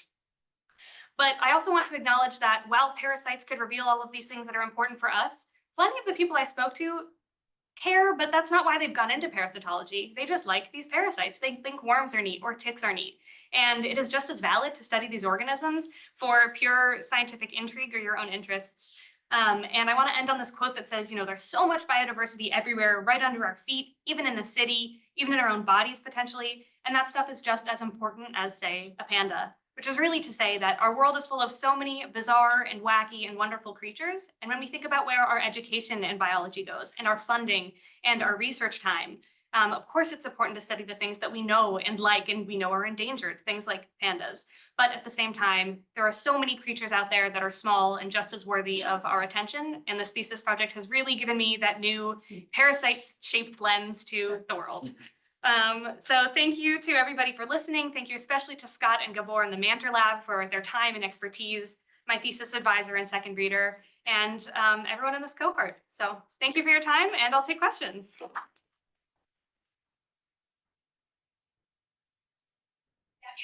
Are there any big parasites, like animals that we can just think of that happen to be parasites? Animals that we can think of. So I guess it depends how you're defining a parasite. Some animals have parasitic behaviors. There are some species of parasitoid wasps. So there are animals that that require other animals for their own lives, I guess. But in terms of when we think about an animal that cannot live on its own without a host, it's really generally thought of as these worms, ticks, mites, etc. But you said big. The bigger the animal, the bigger the parasite. So if you're a whale, you can have a 100-foot long tapeworm. They grow with the animal. Yeah, Noah. I was wondering if you, just over the course of your reporting, you found any other parasite conservation efforts that are looking at parasites with maybe sort of medical potential? Yeah, honestly, this work is pretty small. The IUCN, International Union for Conservation of Nature, has a new parasite specialist group. It's run by 2 people. They are trying to start these types of projects, but really this Amami Oshima island study on this one rabbit tick is really the only one that's ongoing. And what's important to note is that the IUCN has a lot of different specialist groups. They've got people that work on lizards and mammals and all sorts of things and birds, but the number of pure parasite species dwarfs all of these other animals by such an extreme degree that if you stick 2 people on, let's look at all parasites, it's just not really going to happen. So they're focusing specifically on parasites of mammals and vertebrates. Yeah. Yep. Alan. Can you tell us a couple of specific parasites that are beneficial to human beings?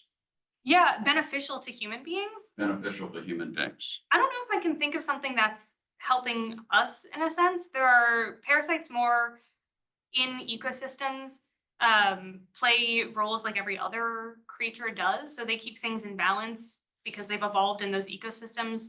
But I don't know if there's anything that like helps a human be a human. I think parasites by definition need to take some energy from the host, but that doesn't necessarily mean it's like harming it physically. It could take like 2 ATP, a very small amount of energy, something like that. But off the top of my head, I don't really know anything that's like helping a human being.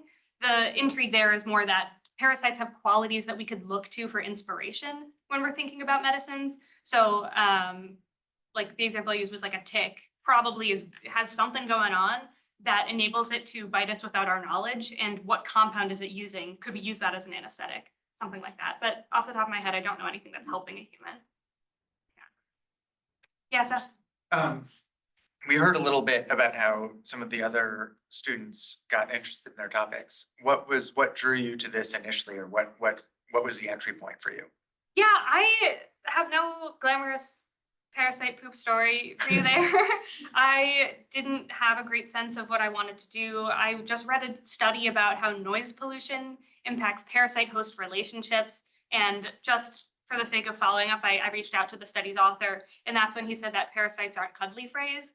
And I really didn't settle on this thesis topic until long into the fall, and I didn't understand what I was doing until January or February when I realized that the field was shrinking. I think for a while I was just looking into parasites because I thought they were cool, and the thesis topic came out of this understanding that even though they play these important roles, the number of individuals studying them has dropped off to like a huge rate. Yeah. Eva? How does noise pollution affect parasites? If it was October, I could tell you. I think generally, like all sorts of human stressors, they mess with animals' abilities to like understand where they are in their environments, to self-regulate. It messes with their homeostasis.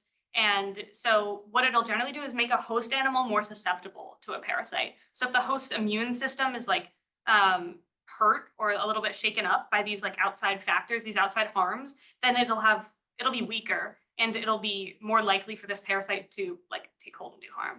Yeah, I saw Alex. So if we want to get more resources to research on parasitology, where would the resource come from? Is anybody trying to get more resources into the field?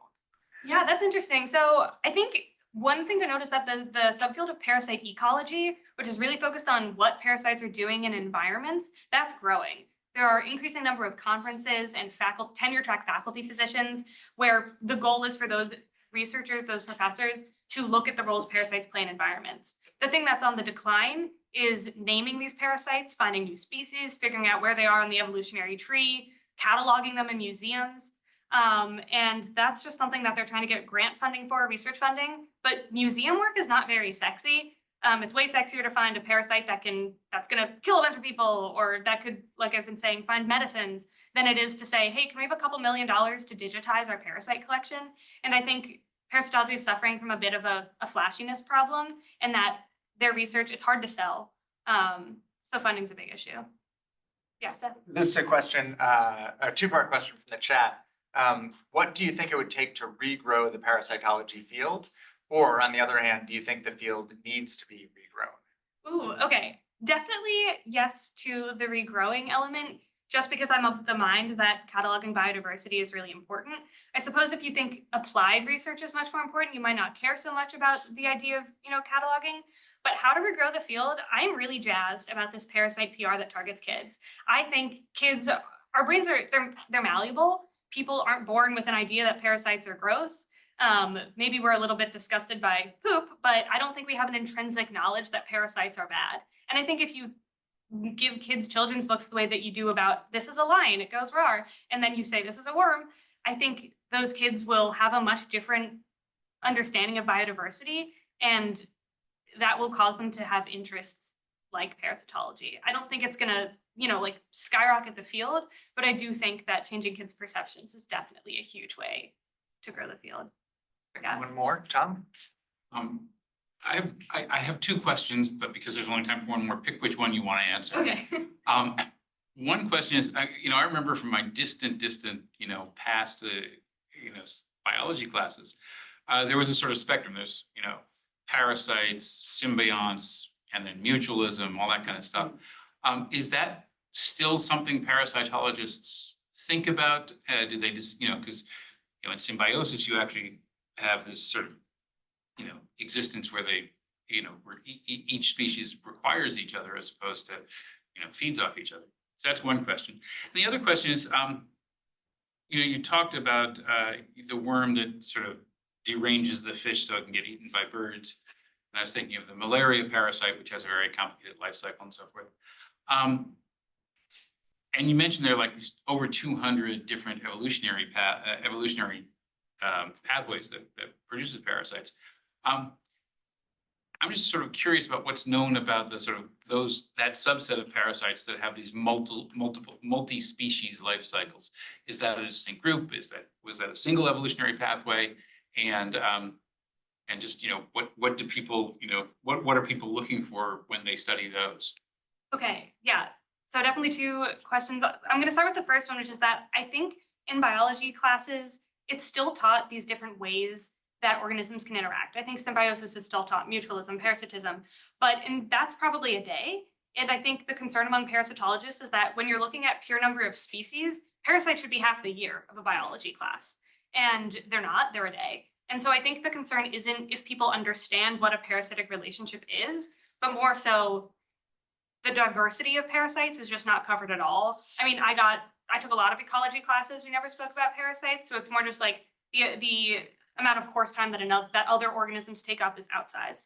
And then to the second one, I don't think, I could be wrong, I don't think that evolving really complicated lifestyles is also like an evolutionary grouping.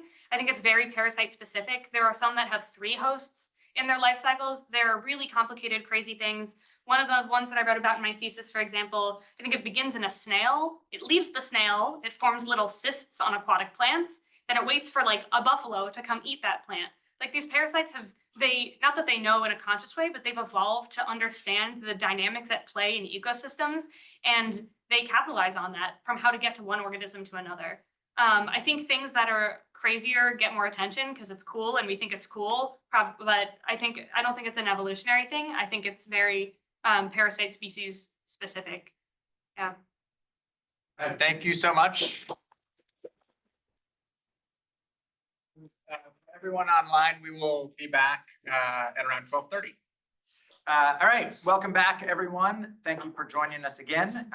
We will have our last 4 presentations now. And first up is a thesis student who had the unfortunate handicap of having me as an advisor, but despite that, did a really wonderful job. Please welcome Sophia Hartley. Her thesis is Trouble on the Range: When Does a National Park Become a Bison Zoo?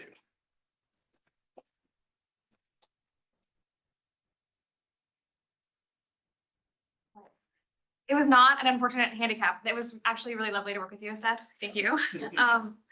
So my thesis is about scientific integrity in Yellowstone National Park conservation policy. Specifically, I got to research how the park is using or not using the best available science to inform how they're managing their bison population. So I want to give you a brief overview before we jump into it.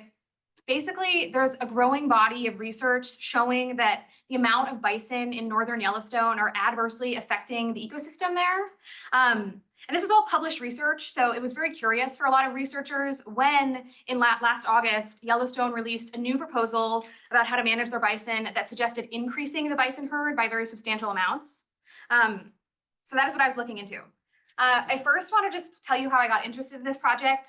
I've always been really interested in land management, and the American West has a lot of it, so that's where most of my focus has been. A few years ago, I was working on a project about a rewilding conservation reserve in northern Montana, and I was interviewing an outside biologist, and he said, "You think this is interesting? Wait until you hear this." He told me all about his research into Yellowstone's northern range and how, he thought that Yellowstone was evading some of the science that was saying that there maybe are too many bison in that northern range. And I also really wanted to work on a project that could let me incorporate my photography. That was really important to me as I went. And so most of these photos are mine. And that was just a really lovely part of my reporting trip, getting to showcase and tell their story through visuals as well. I want to situate us geographically and historically. So up until the mid 1800s, there were about 30 to 60 million bison in North America, an outrageous amount. They were as common as the white-tailed deer. They were everywhere in the Great Plains specifically. And that changed in the mid 1800s.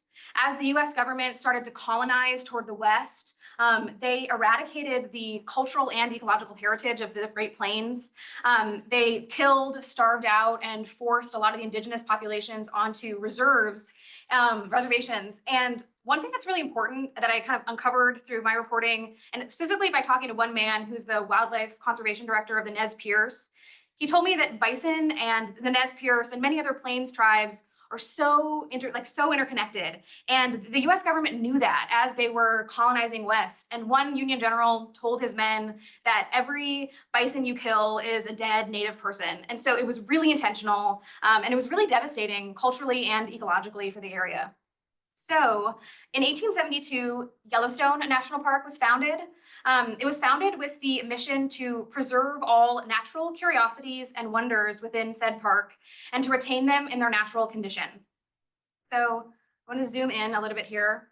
At that time, around 1870 to 1900, there were about a few hundred bison left in North America, and many of them were being kind of put on to commercial ranches. There were only a few hundred wild bison. 25 of those were in Yellowstone National Park.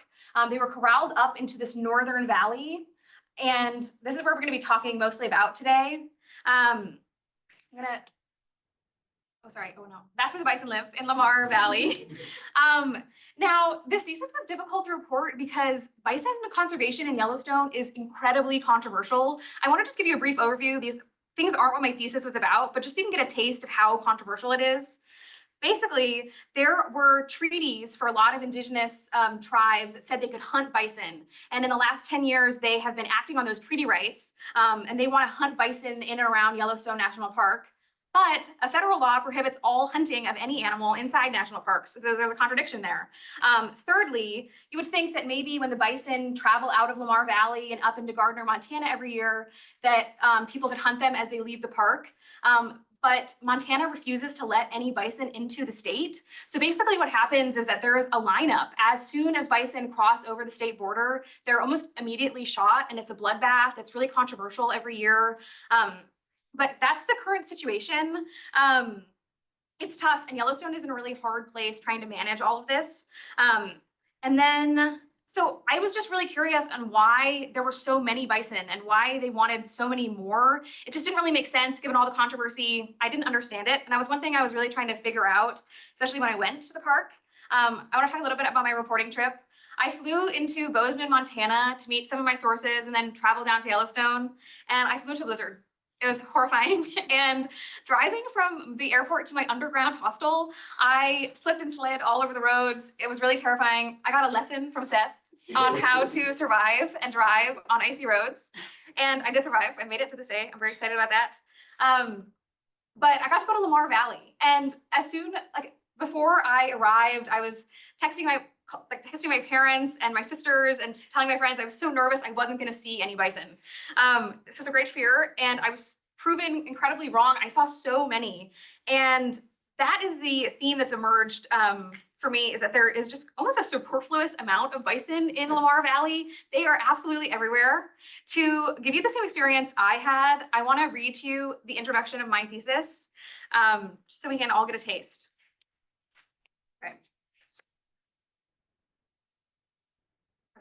6,400 feet above sea level, thousands of bison roam the snowy foothills of Yellowstone National Park's Lamar Valley. Young calves buck around on the valley floor as older bison wander roadside. Drivers brake and roll down their windows to get a closer look as they weave through a jumble of 6-foot-tall, 1,400-pound brown boulders. They're almost close enough to touch. Paused at the edge of the asphalt, one bison stares down the out-of-towners. Everyone waits for it to cross. Some bison lick at the frozen crust of icy ponds. Others keep moving, tails swishing in the wind. There are bison sprawling out in every direction, mouths low to the ground as they walk. They rip away at the grass poking up through the snowpack. It's almost impossible not to see a bison in Lamar Valley. They're beside you, behind you, and right up ahead. Excited tourists point and fawn, peering out of binoculars, cameras, and car windows. Looking out over 4,800 bison, the valley starts to feel like a drive-through zoo. So, one thing that I got into a little trouble with my sources was me using the word wild or wilderness to describe Yellowstone. I didn't realize that it was controversial to use that term, but one thing that they kept telling me is that Yellowstone in this area has been so completely changed by human intervention over the last 150 years that, you know, it's more of a diorama. It's more of a curation of what they think the American wilderness used to look like. And so I thought like that, in addition to there being so many bison, I just got confused. Like I didn't understand what Yellowstone was trying to do and present by having this many bison in the park. So I looked through emails from the Secretary of the Interior. I looked through I don't know, memos, I watched all their videos, I poured over their website, but I think that the answer comes in the Google reviews of Yellowstone National Park. I wanted to just show some of them to you because I think it gives the impression of what Yellowstone is trying to achieve by having this many bison in the park. 5 stars. One of the highlights for me was encountering bison roaming freely in their natural habitat. It's an experience that surpasses any expectation. 5 stars. The park's abundant wildlife, from grizzly bears to herds of bison, offers a rare glimpse into the untamed wilderness. 5 stars. The wilderness is so exhilarating to see roaming free. Oh, the wildlife. Sorry. Encountering bison in Yellowstone is a remarkable experience, and observing them in their natural environment is a testament to the park's commitment to conservation. This one I really liked. Hundreds of bison with many babies. Amazingly cute. 4 stars.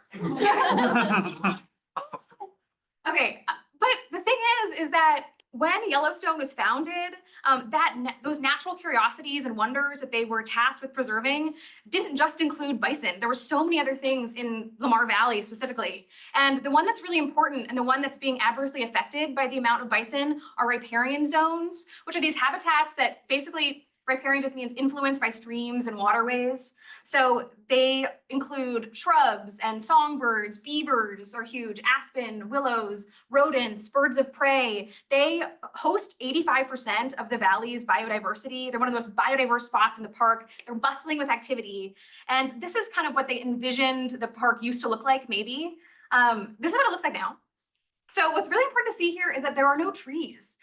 One researcher told me that he thinks there are 6 cottonwoods left in the valley. Most of the willows are gone. And so, yeah, that's the thing. Like Lamar doesn't really look like this bustling riparian habitat anymore. And I want to be really clear, that's not because of bison necessarily. I learned that by talking to this man, Richard Keegley, who is a former Yellowstone ecologist. And he helped me understand the history of controversy with Yellowstone National Park conservation policy. Throughout most of the 1900s, elk were the big issue. Elk ate and tore through riparian zones, and this is because they couldn't really be hunted in the park, and Yellowstone was having a hard time managing their population levels. So Richard, he kind of told the park that this was a big issue in 1993, and he thinks that he was reassigned because of sharing that information. But what then I learned is after he shared that, a few years later, for completely unrelated reasons, wolves were reintroduced to the park. And at the same time, beavers were reintroduced. And one winter in 1998, 8,000 elk died, and which was like 60% of the population. And all of those compounding factors led to a huge decrease in continued elk populations. And researchers at Oregon State University started to track this, resurgence in riparian zones throughout the park. And on that team was Luke Painter, who was my main source. And he told me that throughout the 2000s, he was just tasked with going out into Lamar Valley and counting aspen trees and counting cottonwoods just to see and try to quantify how much riparian was coming back.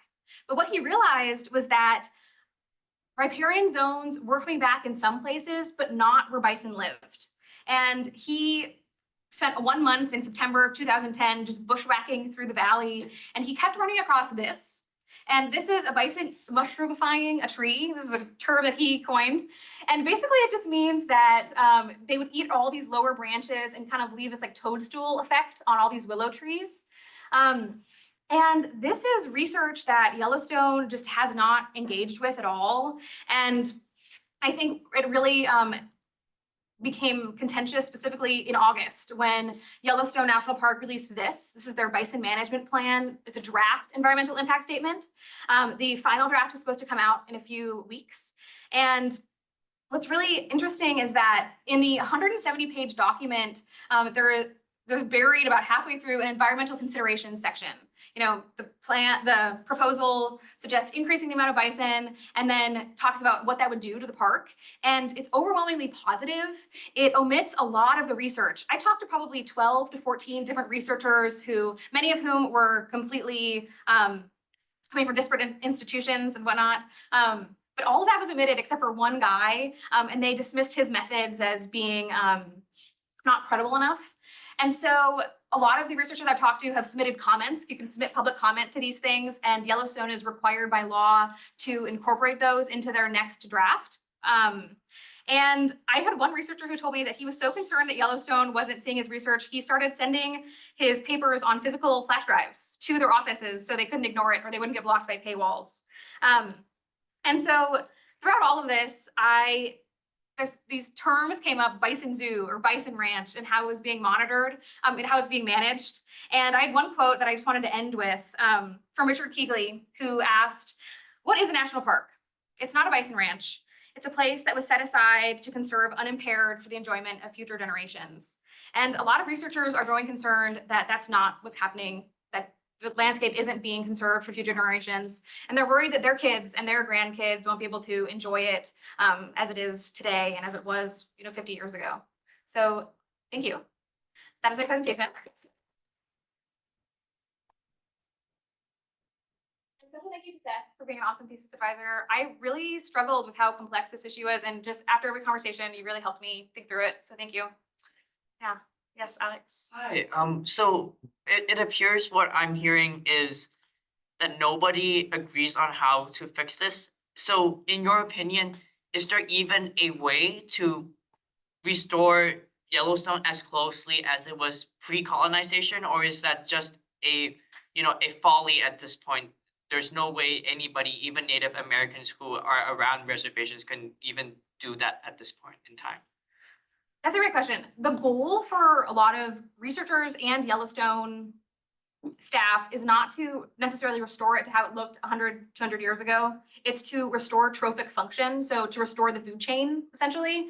And right now, the food chain is out of whack because those riparian zones aren't, thriving. Is there a way to do that? It would probably be to decrease the bison population.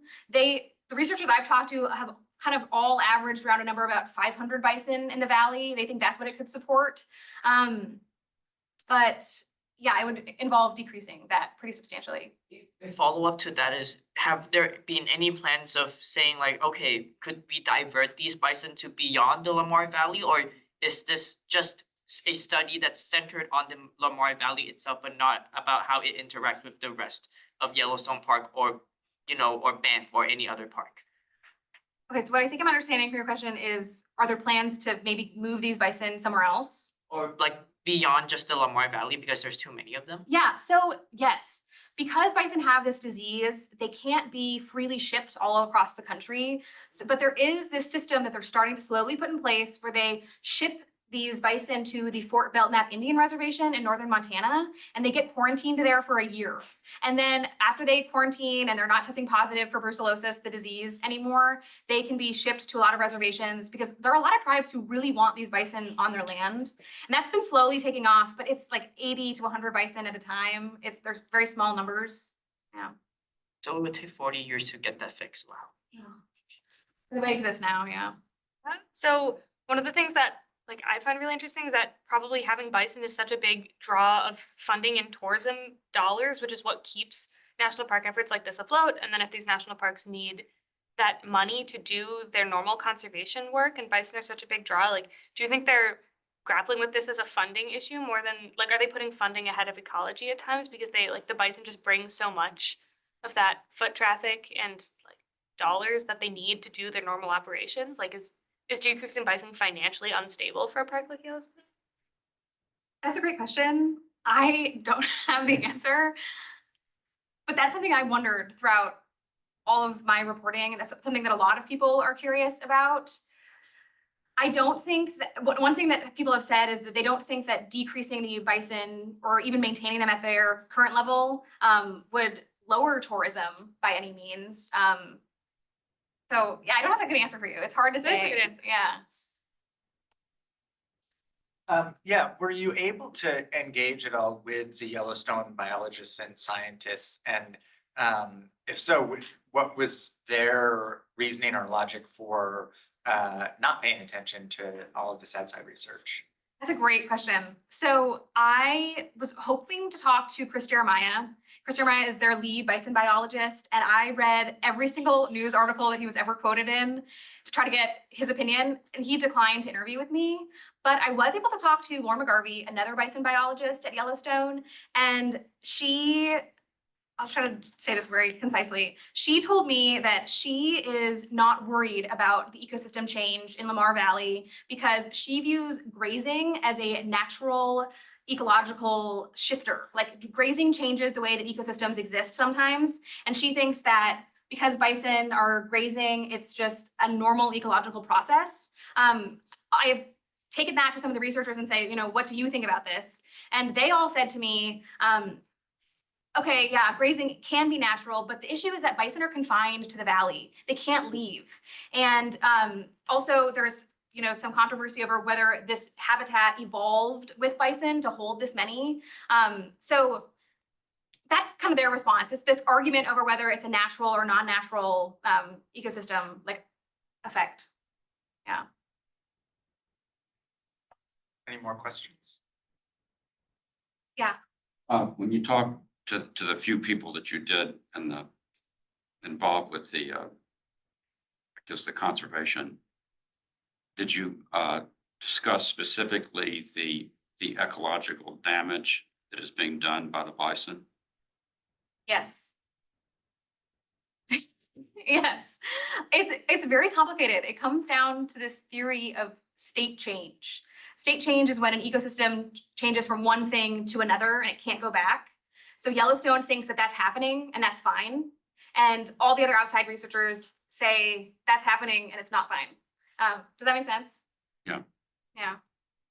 Can anyone do research at Yellowstone? Like it's not controversial to to use this data to go to the park for their studies. Like it's not an issue. Yeah, that's a great question too. Yes, national parks, most of them have this kind of policy where outside researchers can get permits and then come in and do whatever research they want. Because national parks are put aside to maintain wilderness in their untainted status, there are these great places to study ecology, and that's a huge, very common thing throughout the US. Yeah, and Yellowstone hasn't stopped researchers from coming in and doing research. They're still very open and allowing of that.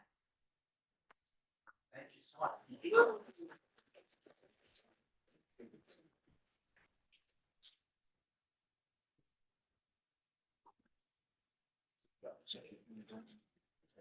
Okay, from bison, we are going to a species that is considerably less appealing.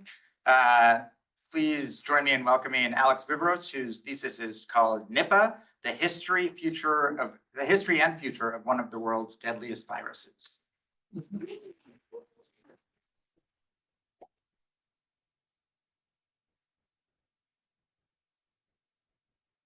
Okay, hello everybody. My name is Alex, and today we're going to be talking about some pretty heavy stuff. We're going to be talking about Nipah, one of the world's deadliest viruses. But before we get into it, I wanted to give you a little background on where this idea originated from. So, I first got interested in virus pretty much around the time that I looked like that. I don't think much has changed, but yeah. So I was really, really interested in viruses and infectious diseases growing up. So much so that my favorite game as a middle schooler, pictured here, was a game called Plague Incorporated. Plague Incorporated is an iPhone game where you simulate and take on the role of a virus trying to spread around the world. And because of this, I learned a lot of different strategies for how different viruses infect the globe. This was again around 2011, so years before the COVID-19 pandemic. And one of the main lessons that I remember most was that if you're a really deadly virus, that's not that advantageous for spreading around the globe. Really deadly viruses often kill their hosts before they can go on to infect anybody else. So again, I came back from playing this game with a question. So if that's the case, if really deadly viruses kind of peter out after a while, then are there any deadly viruses out there? What would a deadly virus pandemic or epidemic eventually look like?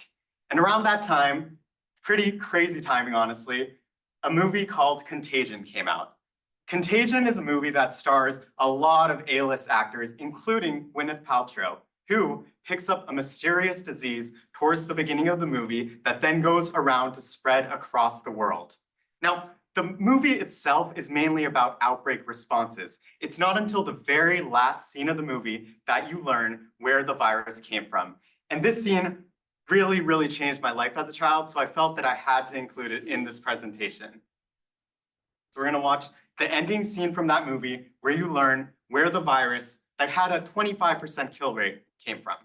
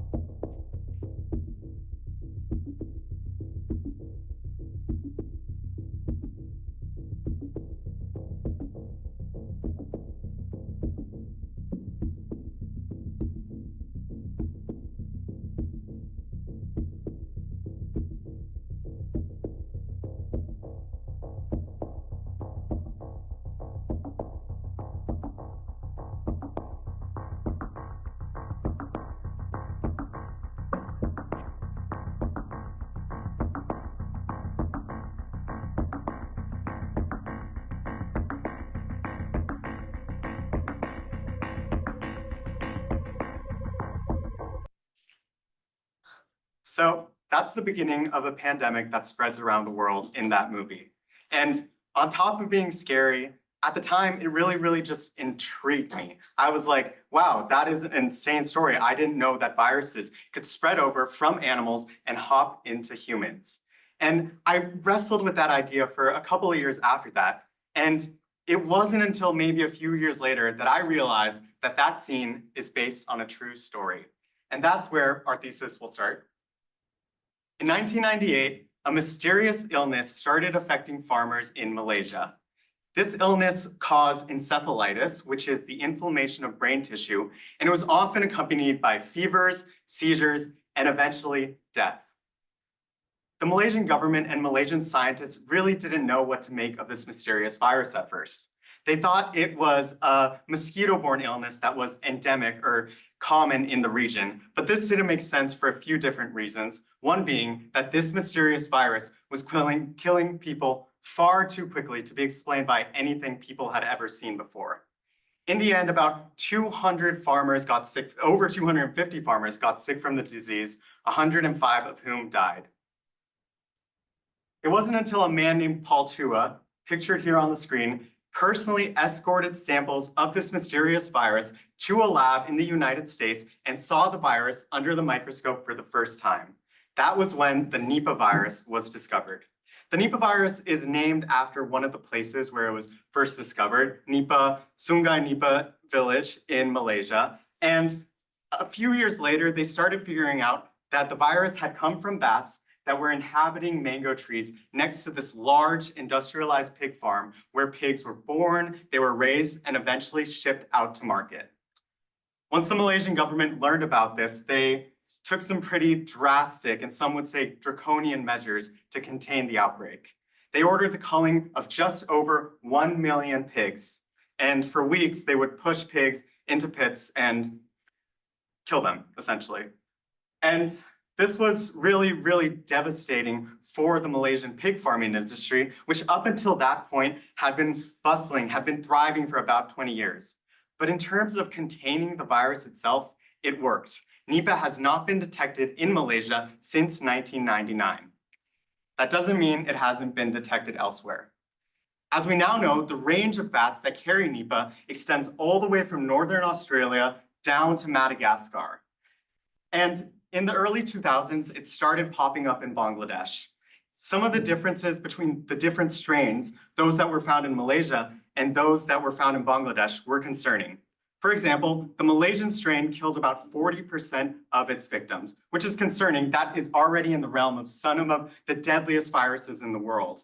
But the Bangladeshi outbreak was even more deadly, killing about 75% of its victims. The symptoms between the two strains were also slightly different.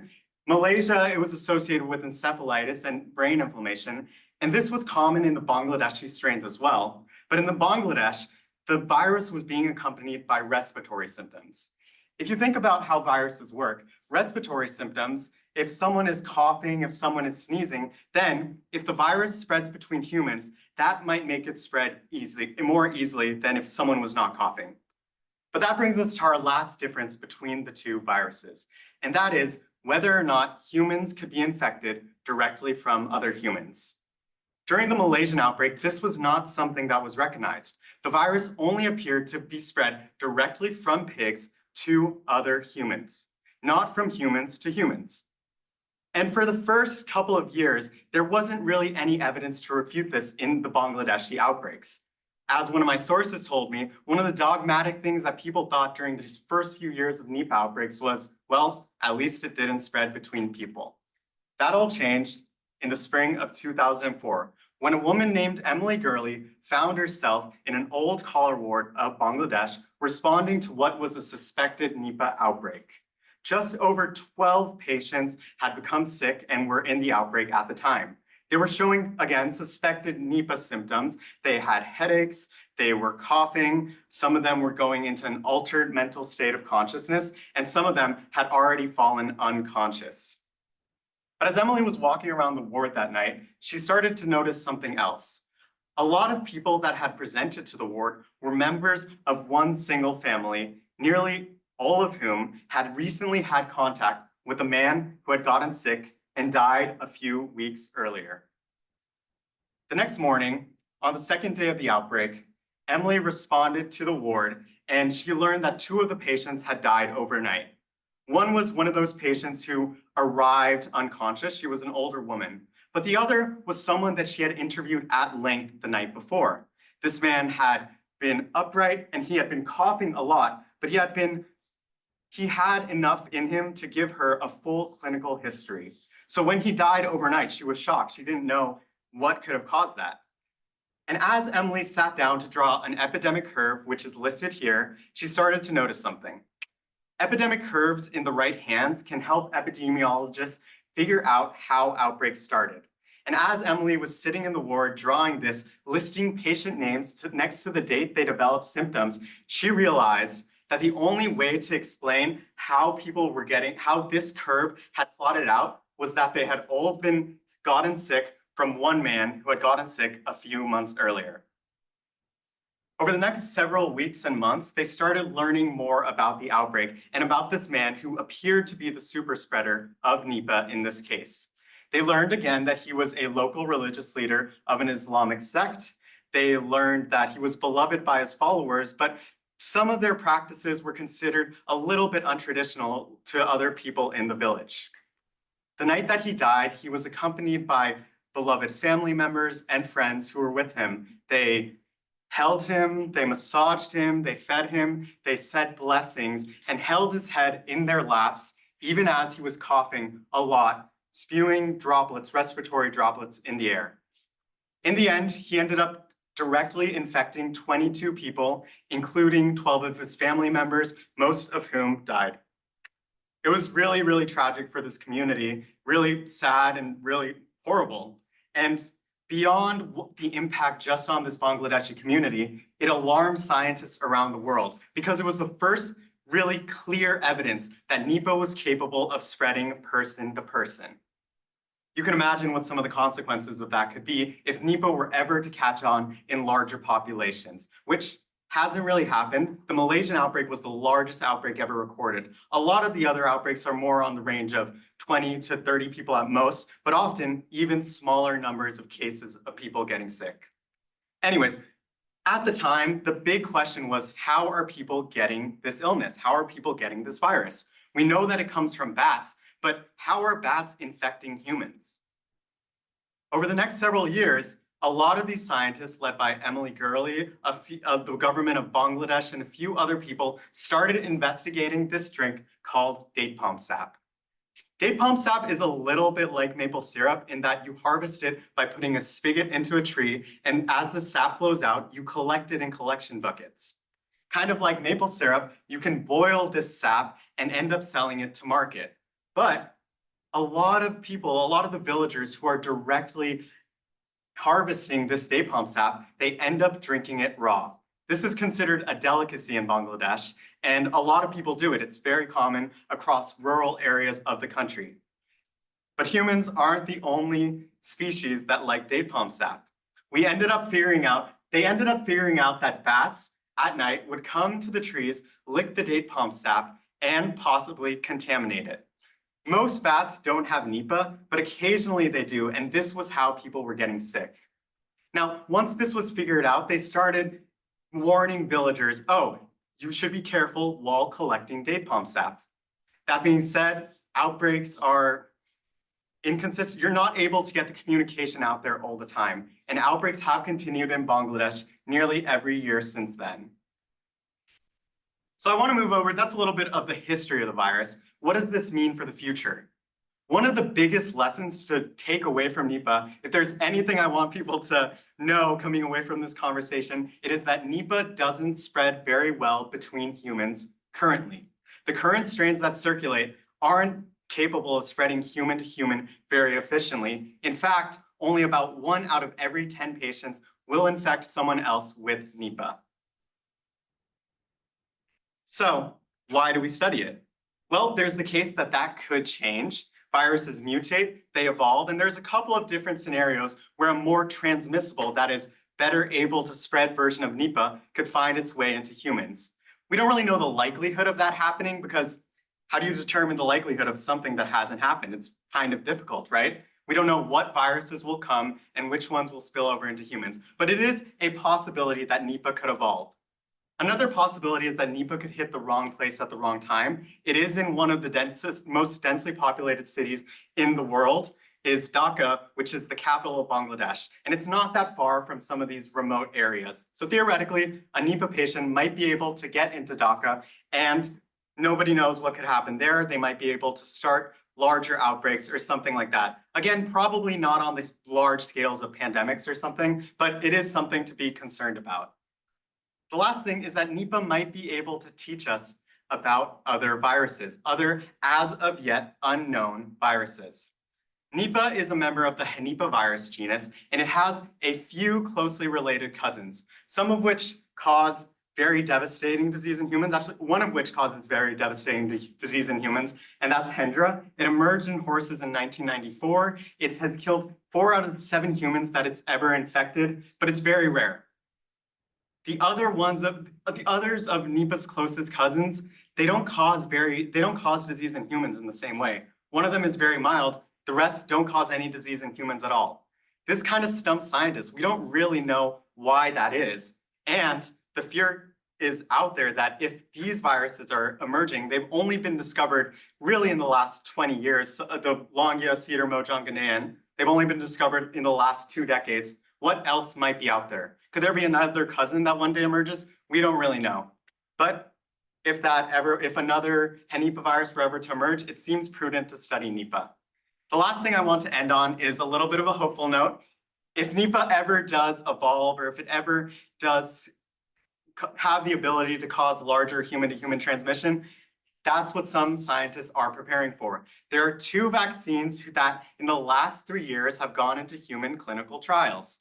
They're in the first stages of human clinical trials, which basically means testing their safety in humans and seeing if they elicit immune responses. But the idea is to get these vaccines as far as possible so that if Nipah, by some stretch of the imagination, ever devolves to cause an emergency or something, which again, we don't know the likelihood, but a lot of scientists said that it was pretty low, then at least we'll be prepared. And this kind of goes into something that I really learned from this thesis, which was just how scientists are preparing for viral outbreaks before this happened. And one of the things that I think for me personally that I realized is that just in my lifetime, again, Nipah came out, it emerged in 1999, really the year I was born.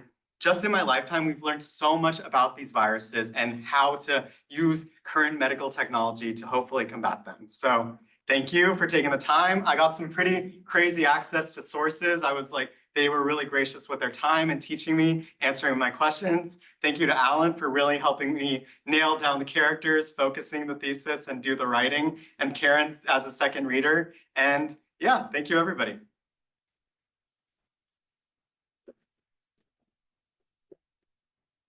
Eva. Why are only some people able to infect others?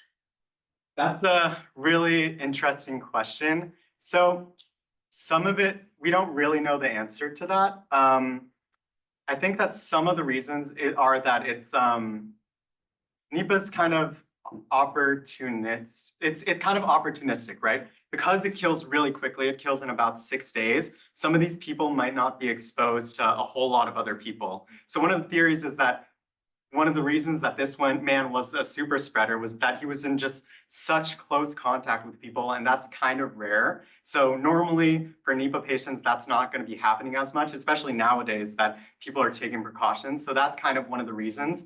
In terms of whether some people are more prone to spreading the illness than others, we really don't have the data for that. And that's because Nipah's pretty rare. It doesn't happen that often. And when it does happen, you can't really go in and do that kind of analysis to figure out like why that's happening. So it's kind of an unknown, but it also plays to the fact that it's just not that transmissible molecularly between people. There are other viruses that are more transmissible, like say Ebola is more transmissible than Nipah, more contagious. And some of the factors are probably too complicated to get into this talk, but yeah, that's some of it. Alan? Question. If you're a virus, the best survival strategy is to not damage your host at all. So is there any kind of evolutionary reason why some viruses develop lethality, or is it just simply an accident? Yeah, I think to answer that, it's important to understand that Nipah, it's not really evolved to infect humans as much. It's evolved to spread in bats. It's really common in bat populations, and most bats are exactly as you put it, they don't get that sick from the virus. They don't show any physical signs. They have antibodies later on. So for some reason, it's evolved to be able to go in bats. So it's really a bat virus. It's taken advantage of that evolutionary pathway to spread in humans, to spread in bats, sorry. It's taken advantage of not being that lethal in bats. Now, the consequences of that is that sometimes it spills over into humans, and that's what we're seeing right now. But again, it would be really scary if it were to be able to be transmissible and be deadly at the same time. Probably in the long term, it might not be that advantageous for the virus in humans, but it would be a little scary, yeah. So is it then just an accident that it happens to be lethal for humans? Somewhat, yeah, that's a way to put it. It's not meant to evolve for us, but it's one of those instances where I think viruses we don't know how they interact in different species. Hendra kills horses, it kills humans too, but we don't know what it's gonna do. But it's kind of like it's essentially like it's circulating in these bat populations, and then you have offshoots where it's getting into humans and just dying out pretty quickly. So yeah. When you talk about a virus's kill rate, it was 40% in Malaysia, 75% in Bangladesh. Is that number influenced because these populations are so small, or do you think that's God forbid if it infected 1 million people, would it also have a 75% kill rate there, or is it just so high because it's a small group of people, we don't know what kind of care they received, you know what I mean? Yeah, it's a little bit unclear. That kind of goes into some of the questions of viruses' transmissibility versus their mortality. The reason that Nipah is the numbers are a little bit different is because of something called viral loads, how much of the virus you're getting. But in terms of if we're ever to get into a large population, I don't know. We don't really know why some are deadlier than others. Yeah.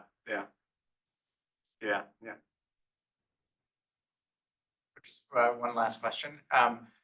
In terms of talking with these researchers and they're wanting to balance being realistic about this, but also not scaremongering, was that something that you sensed was an issue for them or that they were concerned about?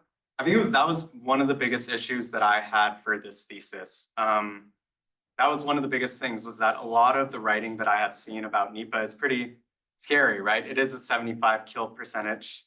But again, if it were to become more transmissible, we don't know whether it would retain that high case fatality rate. And I think this is something that a lot of the researchers I talked to, they really caveated that, oh, we don't know, it's unknown. So it is something that they are aware of and they are thinking about, but it's kind of, you go into like the realm of like what is possible. Because something is possible, does that mean that we need to say that it is likely? We don't really know. Yeah, that's something that they are really trying to caveat. But again, there is a scenario where it could happen. So I think that's like something that they really tried to highlight to me, but also to be really careful in using terms like epidemic, pandemic, because those are different to different people, and really highlighting that as of right now, the current strains aren't that deadly. So yeah. Thank you.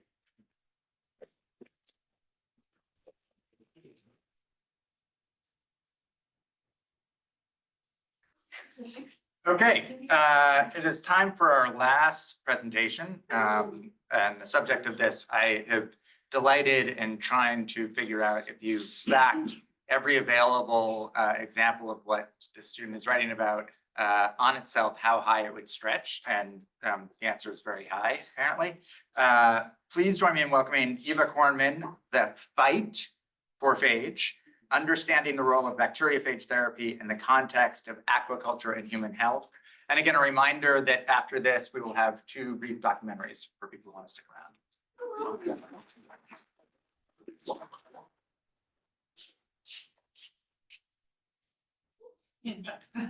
So hi everyone, I'm Eva, and I'm going to be discussing my thesis about bacteriophage, specifically in the context of aquaculture and human health.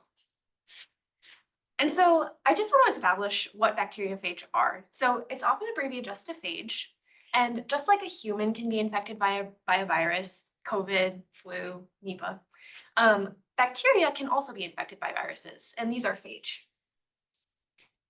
And so there are 2 really important things to know about phage, and they are incredibly abundant and they're also incredibly specific. So phage are found literally anywhere that bacteria are found, which is everywhere. So every one of us in this room probably has billions of phage right now on our skin and our mouths and our guts, and they're the most abundant biological particle on the planet. So like Seth mentioned, it's estimated that there are 10 million trillion phage on Earth. So if you stack them, it's a lot. It'll get somewhere really far. And so the other really important thing about phage is that there are so many of these because they're so specific. So there are multiple phage that exist not only just for every species of bacteria on Earth, but sometimes even down to every strain of bacteria. And so what strains are when bacteria are sort of evolving in different environments and they accumulate genetic differences. And so you can kind of think about this like an E. coli that you might find in your gut is going to be different than an E. coli that you might find in a lab. And they're the same species, but they've been growing in different environments. And so they have some differences. They're different strains. And so a phage can be so specific that it might be able to infect that lab-grown strain of E. coli, but it might not be able to infect the E. coli that's in your gut. And so this presents some really cool implications for bacteriophage therapy, but also some challenges to the field, which I'll sort of discuss later. And so another important thing to know about phage and bacteria is that they've sort of been playing this game with each other for almost 3.5 billion years. And so what happens is phage will kill bacteria, bacteria will evolve and figure out ways to not get killed by phage, and then phage will figure out new ways to kill the bacteria again. And so they're sort of driving the evolution of each other, and they've been doing this for a really long time, and neither has really won out. But now I want to take a step back and sort of talk about how this whole thesis topic really came about for me. And so I was working on a news story for class, and I came across this website for this center called IPath, and I learned that they were using phage to treat conditions, cystic fibrosis associated bacterial lung conditions. And I thought this was really interesting. I had heard of phage before, but I didn't really know that you could use it in this context. And so I sent a pitch for this news story to my instructor. She sent me back another paper about a group that was using phage to treat bacterial infections in salmon. And I thought that was absolutely wild, so I dove into that a bit more. And so as I was learning about phage and salmon and aquaculture, I was looking for a secondary source and I came across this guy, Matthias Mittelboe, and we were sort of discussing this paper about bacteriophage and salmon, and it became really apparent to me that he was a really big deal in a field of phage and aquaculture. And as we talked, I started to realize that he was working on this project called Aquaphage, where he was building phage cocktails that could be used to treat diseases in fish farms, specifically rainbow trout fish farms. And so that's when I realized that this was really quite a robust field. And there were a lot of researchers all around the world that were specifically looking at using phage in fish farms. And as I was learning more about phage, I also started to learn about the really interesting history. So this guy up here is Felix de Herelle, and he independently discovered phage in 1917. Another scientist did discover them independently in 1915, but Felix was really the first one to characterize and dive in and figure out what was going on with these particles. And so he was using them actually to treat diseases like dysentery and cholera, and was able to isolate phage from the stool samples of patients who had dysentery and treat them successfully. And so he and other researchers at the time were trying to get phage therapy to be commercialized and used widely. And ultimately, pharmaceutical companies did end up trying out phage, but they were having a hard time replicating the success that scientists like de Herelle had. This was due in large part to just a lack of understanding about the biology of these. They weren't always stored properly. Sometimes they were mixed with other particles and ultimately weren't always effective. And so phage therapy really fell out of fashion by the 1940s. And this was only spurred on by the discovery of antibiotics in 1928. With an antibiotic, you could prescribe it widely. So you don't necessarily have to know exactly what strain of bacteria someone has in their body to prescribe an antibiotic. You can be fairly certain it's going to treat that disease. Whereas a phage, you have to know exactly what's going on. You have to know which phage is going to work for that person. So phage therapy did fall out of fashion. I do want to note that there were some parts of the world that continued to use phage therapy pretty much since their discovery, notably Georgia, Russia, and Poland. There's one institute in Georgia called the Eliava Institute, which has been studying phage therapy since they were discovered and continues to do so today and is a bit of a world leader in this field. And so phage therapy started to make a bit more of scientists started to look back into it around the 1980s, and they were starting to figure out that phage could be used for a lot of different purposes. But then there was this one case, this woman named Stephanie Strathy in 2016 went on vacation with her husband, and he came down with a horribly resistant Acinetobacter baumannii infection. And so she was basically trying to save his life and ended up teaming up with the US Navy, who had been collecting phage for a while, and was ultimately able to save his life. And she wrote a book about it called The Perfect Predator, received a lot of media coverage. And so this case really brought phage back into the public eye around 2016. And so people are using phage now in a lot of different contexts and figuring out, anywhere that there's going to be a bacteria involved, can we use phage? And so it's not just human health and aquaculture that people are using phage. Animal husbandry, agriculture, even some people are even researching how to use phage to treat diseases in companion animals like cats and dogs. There's even instances where people are using phage to sterilize food and food packaging. So there's a lot of different contexts for these. One that I found amusing was a phage acne cream, where the phage can target potential acne-causing bacteria on your skin. And so I decided to focus on two of these contexts in my thesis. I did end up breaking my thesis down into two different stories. So the first story was about phage and aquaculture, which I already had done some of the groundwork on. And then the other story was about using phage therapy in human health contexts, specifically with a focus on this idea of building these things called phage libraries and why those are going to be really important for the field of phage therapy moving forward. So one of the biggest questions I wanted to answer in my thesis was why use phage at all? In the context of aquaculture, aquaculture is one of the fastest growing food industries, and it's estimated that over 3 billion people rely on seafood from farms and capture fisheries as a source of protein.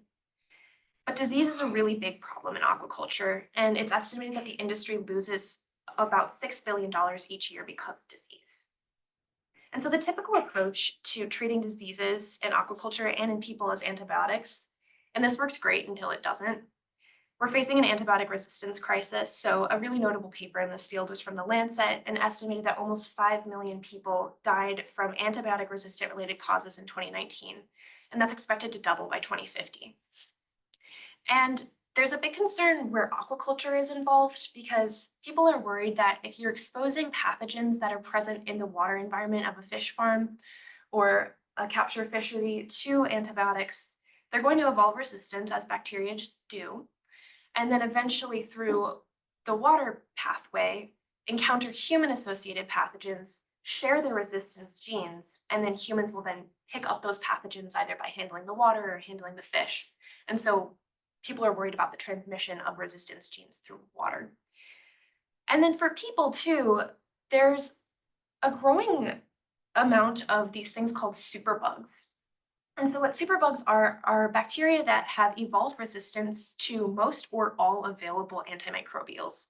And so in the case of Stephanie Strathdy, her husband had come down with an Acinetobacter baumannii infection. Acinetobacter baumannii is a really concerning pathogen right now because of the amount of resistance it has to antimicrobials. So her husband was not responding to antibiotics anymore, and she really had no other options. And so that's one context where bacteriophage might be a really viable option, is if people have completely run out of other treatments. So to learn more about phage and aquaculture, I traveled to Denmark, where Professor Mathias Middelbo was working. This is him walking down an aquarium. And I did a little sightseeing in Copenhagen as well. I also visited a couple fish farms here in Massachusetts. So right here, this was in Turner Falls, Massachusetts, Great Falls Aquaculture, where they're growing barramundi. And they're using recirculating aquaculture systems. So they're growing fish in these huge, huge tanks. This tank here holds about 50,000 fish and is so big that the workers have to wear scuba diving gear just to get to the bottom and perform maintenance. And I also traveled to Yale for my thesis about human health and phage, and I talked with the scientific director of the Center for Phage Biology and Therapy. This is Ben Chan. And as I was talking to Ben Chan, I started to learn about how researchers at Yale were going around to all these really gross places in the world and collecting phage. Things like sewers and puddles and ponds. And I thought that was absolutely fascinating. And I realized after reporting on this that Yale is not the only place doing this. Phage researchers all around the world are building these libraries from really collecting phage from. The reason for that is they are looking to find clinically relevant pathogens. So in places where sewage is going to be or sewage runoff is going to be, you're also going to find clinically relevant pathogens, and you're going to find the phage that are associated with them.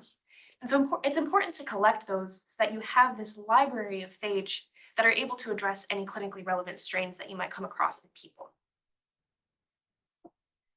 So I want to talk about some of the benefits of using phage therapy. One of the biggest benefits, really more than anything, is that it's an alternative to antibiotics, and those are desperately needed. But there's also this really cool thing about phage therapy, which is that because phage are so specific, they're able to preserve microbiomes. And so that's really important, both for people and for fish. You maybe have had the experience in your life of being prescribed an antibiotic and having horrible diarrhea afterwards. That's because the antibiotic is targeting bacteria widely in your gut. And so hopefully it's addressing what was making you sick, but it's also going to kill a lot of the good things as well, and the things that were keeping you digesting healthily. And so the thing about phage is that when they go in and kill the thing that's making you sick, they're going to leave everything else alone. And so your microbiome is going to be just fine. That's really important for fish as well. This is one of the filtration devices at Great Falls Aquaculture, and this thing is absolutely full of microorganisms. And they've been cultivating these microorganisms. They said they haven't sterilized this tank in over 10 years. And so that's really, really important for fish health because all of these microbes that are in here are maybe fighting off really bad pathogens that might want to come in and make the fish sick, or they're helping with fish nutrient uptake. And so when you do have to sterilize these or add in a thing like an antibiotic, it's really bad for the fish health. And then one of the other benefits of phage is that there's just so many of these things that you're never really going to run out of finding new phage. So the idea behind how this actually works is that you make a phage cocktail. And so what that means is that you have to find all of the different phage that are going to address the strains that you're looking at. So in a fish farm, there might be a few strains of one species. You have to find the phage that are going to address all of those strains. And then once you have your cocktail, you can apply it in fish. You can coat it onto filters, coat it onto feed. You can just dump it directly in the water. For people, you can inject it. You can inhale it if you're facing an antibiotic-resistant lung infection, for example. Or like we saw with this cream, you can apply it topically at times. But there are a few major setbacks facing the field, biological, logistical, and then also the problem with a lot of science, money.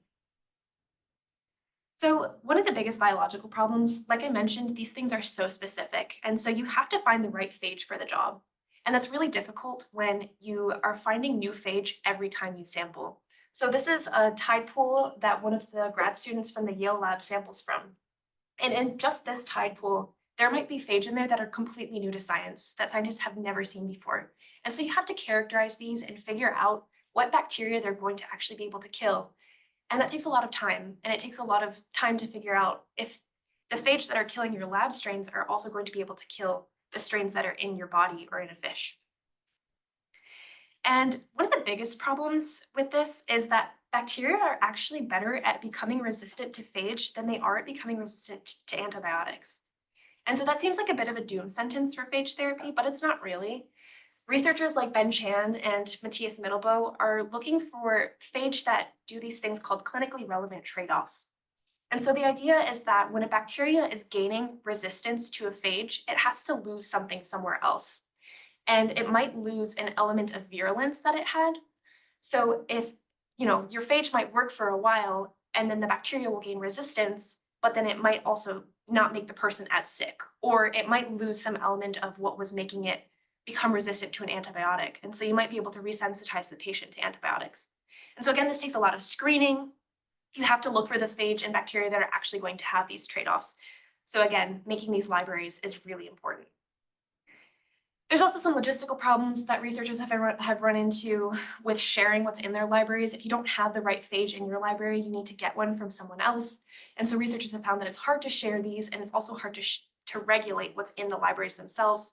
Researchers are envisioning maybe one day having a platform like AdGene, where you can just order a phage online and have it shipped directly to you, but we're not really near there yet. Another big hangup is on the regulatory side of things. There are some commercially available phage products for aquaculture, but they've sort of gotten around the regulatory problem by saying that they're bioremediation products or food additive products. Phage therapy is not approved by the FDA or EMA, so it's not approved as a medical treatment. And so researchers are hopeful that by, the precedent of phage products that are in food right now have this thing called generally recognized as safe status. So Professor Mittelbo is hopeful that his product will be able to follow suit on that regulatory pathway. And for people, the next step is really going to be clinical trials. Again, this thing is not approved by the FDA, so we need clinical trials in order to start setting phage on the path of getting approved, but it's been really, really hard to get funding. A large part of that is due to pharmaceutical companies not willing to fund these trials because any antimicrobials are seen as a bit of a risky investment. And so ultimately, is the fight for phage worth it? New, alternatives to antibiotics are desperately needed. Phage could be a potential option. They could be a really great option in cases where patients are facing life-threatening resistant conditions. And so ultimately, the fight for phage will wage on. And I just want to say a big thank you to my advisor, Chris, to the GPSW for letting me go to Denmark, and for my whole cohort for being so lovely. And I'll be happy to take any questions.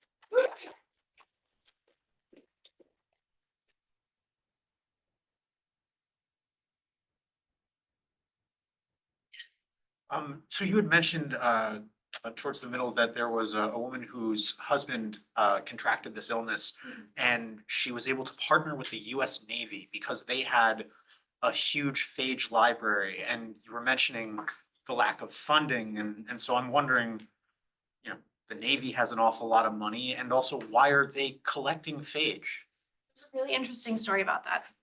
So a big part of my thesis is about this guy named Carl Merrill, and he was this really prominent researcher in the field of phage therapy. And so he, like, early, I wouldn't want to say maybe like 60 years ago, started having these questions about phage, and he was shot down a lot of the time for suggesting that phage could be used in people. And he was working at the NIH. He had a postdoc working with him at the NIH. He left the NIH, and his postdoc went on to work with the Navy, and he used a lot of the ideas that Carl Merrill was having to sort of, you know, the Navy was really wanting to figure out ways to treat antibiotic resistant infections that all these soldiers were having. And so they started building this phage library. And at the time, they sort of used Carl Merrill as this consultant. And so he was just like telling them all these ideas that he'd been having about phage. And I have this great quote from him where he's like, I didn't realize they were actually doing what I was saying. They were just like having lunch at his house, and he was talking about, we need to build phage libraries if we're gonna, you know, fight this antibiotic resistance crisis. And they were actually doing it.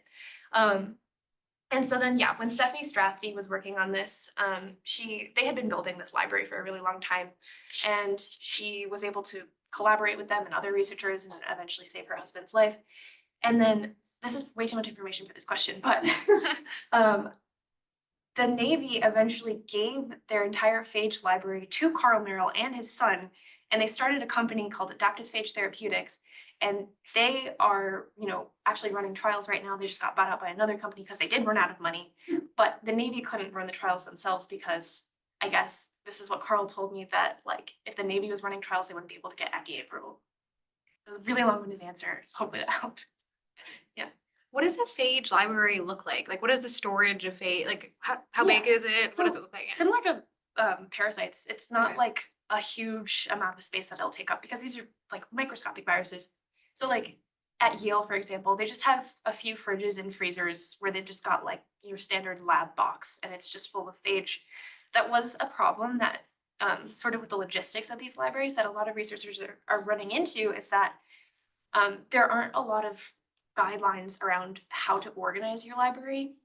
So one group that I talked to was really working on this, of like regulating libraries and making sure that everyone was up to the same characterization standards. And they went to this phage lab in Australia, and they were just like phage everywhere, like phage stored in bottles that had their Sharpie markings rubbed off, and like multiple phage stored in one vial.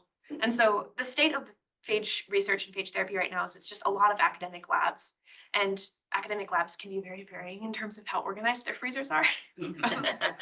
So yeah, but freezer storage is essentially what a library is. Yeah. Alan? Do phages have either RNA or DNA in them? I'm assuming DNA, but there might be phage with RNA. I'm not really sure. DNA. So has the DNA sequence, has it been sequenced and most of these phages that are in the libraries? Yeah, so that's another, you know, consideration about the logistics of the libraries. Ideally, you will have sequenced your phage, and researchers really want to have all those sequences available so that you can sort of figure out if you've got a phage that's similar to other phage and whatnot. But because there are so many phage, it's really difficult to just look at a sequence and know that it's a phage because their sequences are so different from each other. But yes, they are sequencing the genomes. Whether artificial intelligence could play a role. Yeah, that's going to be big for this field. Yeah. So when it comes time to manufacture a drug, you know, to save a woman's husband or to apply to a fish farm or what have you, what's the process for doing so? Do you have to build little bacterial production facilities or what? Yes, and I actually got to see one in Denmark, which was so exciting. So they're working on this big pilot plant. So if you think about just like a lab Erlenmeyer flask, essentially, it's taking that and making it humongous. So I think, don't quote me on this because I don't remember the exact number, but I think they were having like a 25-liter tank at this facility in Denmark. And so basically what you do is you just fill that tank full of bacteria, a lab strain that you know the phage are going to infect. And then you add the phage and they just do what they do, which is insert themselves into the bacteria and just make lots and lots of copies. And so you start out with a lot of bacteria and you end up with a lot of phage. And then you go through all these various filtration systems to get rid of any bacterial debris. Sometimes the phage will produce like toxins when they're replicating. So you really have to get rid of those, especially if this is going into people, which is another big concern for the field. It's just making sure that you characterize like, will the phage produce a toxin? And we need to make sure that we're getting rid of it. Yeah, and then you just add your various, stabilizers, whatever you need, and you're ready. Oh, for Middlebo's project, they're fixing the phage onto feed and filters, which is a little bit of a different approach. Right now, those two commercially available phage products in aquaculture were like liquid additives, so you just dump it into the water, but they're going through one extra step, which is like attaching the phage onto a filter of feed, which involves something called Corona technology, not related to COVID. And yeah. One last question for a reason that's slightly different from Hannah's, but I guess also slightly related, and that these are obviously not cuddly creatures. It sounds like also there's a pretty big issue with funding, and science is obviously dependent on funding. So is there an issue of people not wanting to get into this field, of there being a dearth of researchers in this field? I wouldn't say that there's a dearth of researchers. I would say that there's a dearth of funding for clinical trials. And I kind of had to rush through this at the end, but one of the reasons that a lot of my sources talked about is that the way you would typically get funding for a lot of these trials would be through pharmaceutical companies. And pharmaceutical companies are really hesitant to invest in any kind of antimicrobials for a few reasons. One of them being that it's just seen as a risky investment because like people who are prescribing antimicrobials are trying not to prescribe them very much because there is this crisis. And so from a business standpoint, it's like, why would you invest in a drug that no one wants to sell? It's also seen as phage are a little bit of a risky investment too, because they're biological particles. And the nature of the treatment is such that it's going to be more of a personalized approach. The way that people like Ben Chan are doing it, it's going to be more of a personalized approach. So culturing what strains a person has, going to your library, figuring out which phage are going to be able to infect those strains, and then growing up that treatment. And it's also just hard to figure out, like, how do you sterilize these things? They're biological particles. If you sterilize them, they're not going to work anymore. And so it's seen as risky. It's a personalized approach. It's also a dynamic approach because bacteria are going to become resistant to the phage. As long as you have the library that's got lots of phage, you can always go back and find new ones, but it's like you can't just have the same treatment for 50 years. It has to change over time. All right, thank you so much.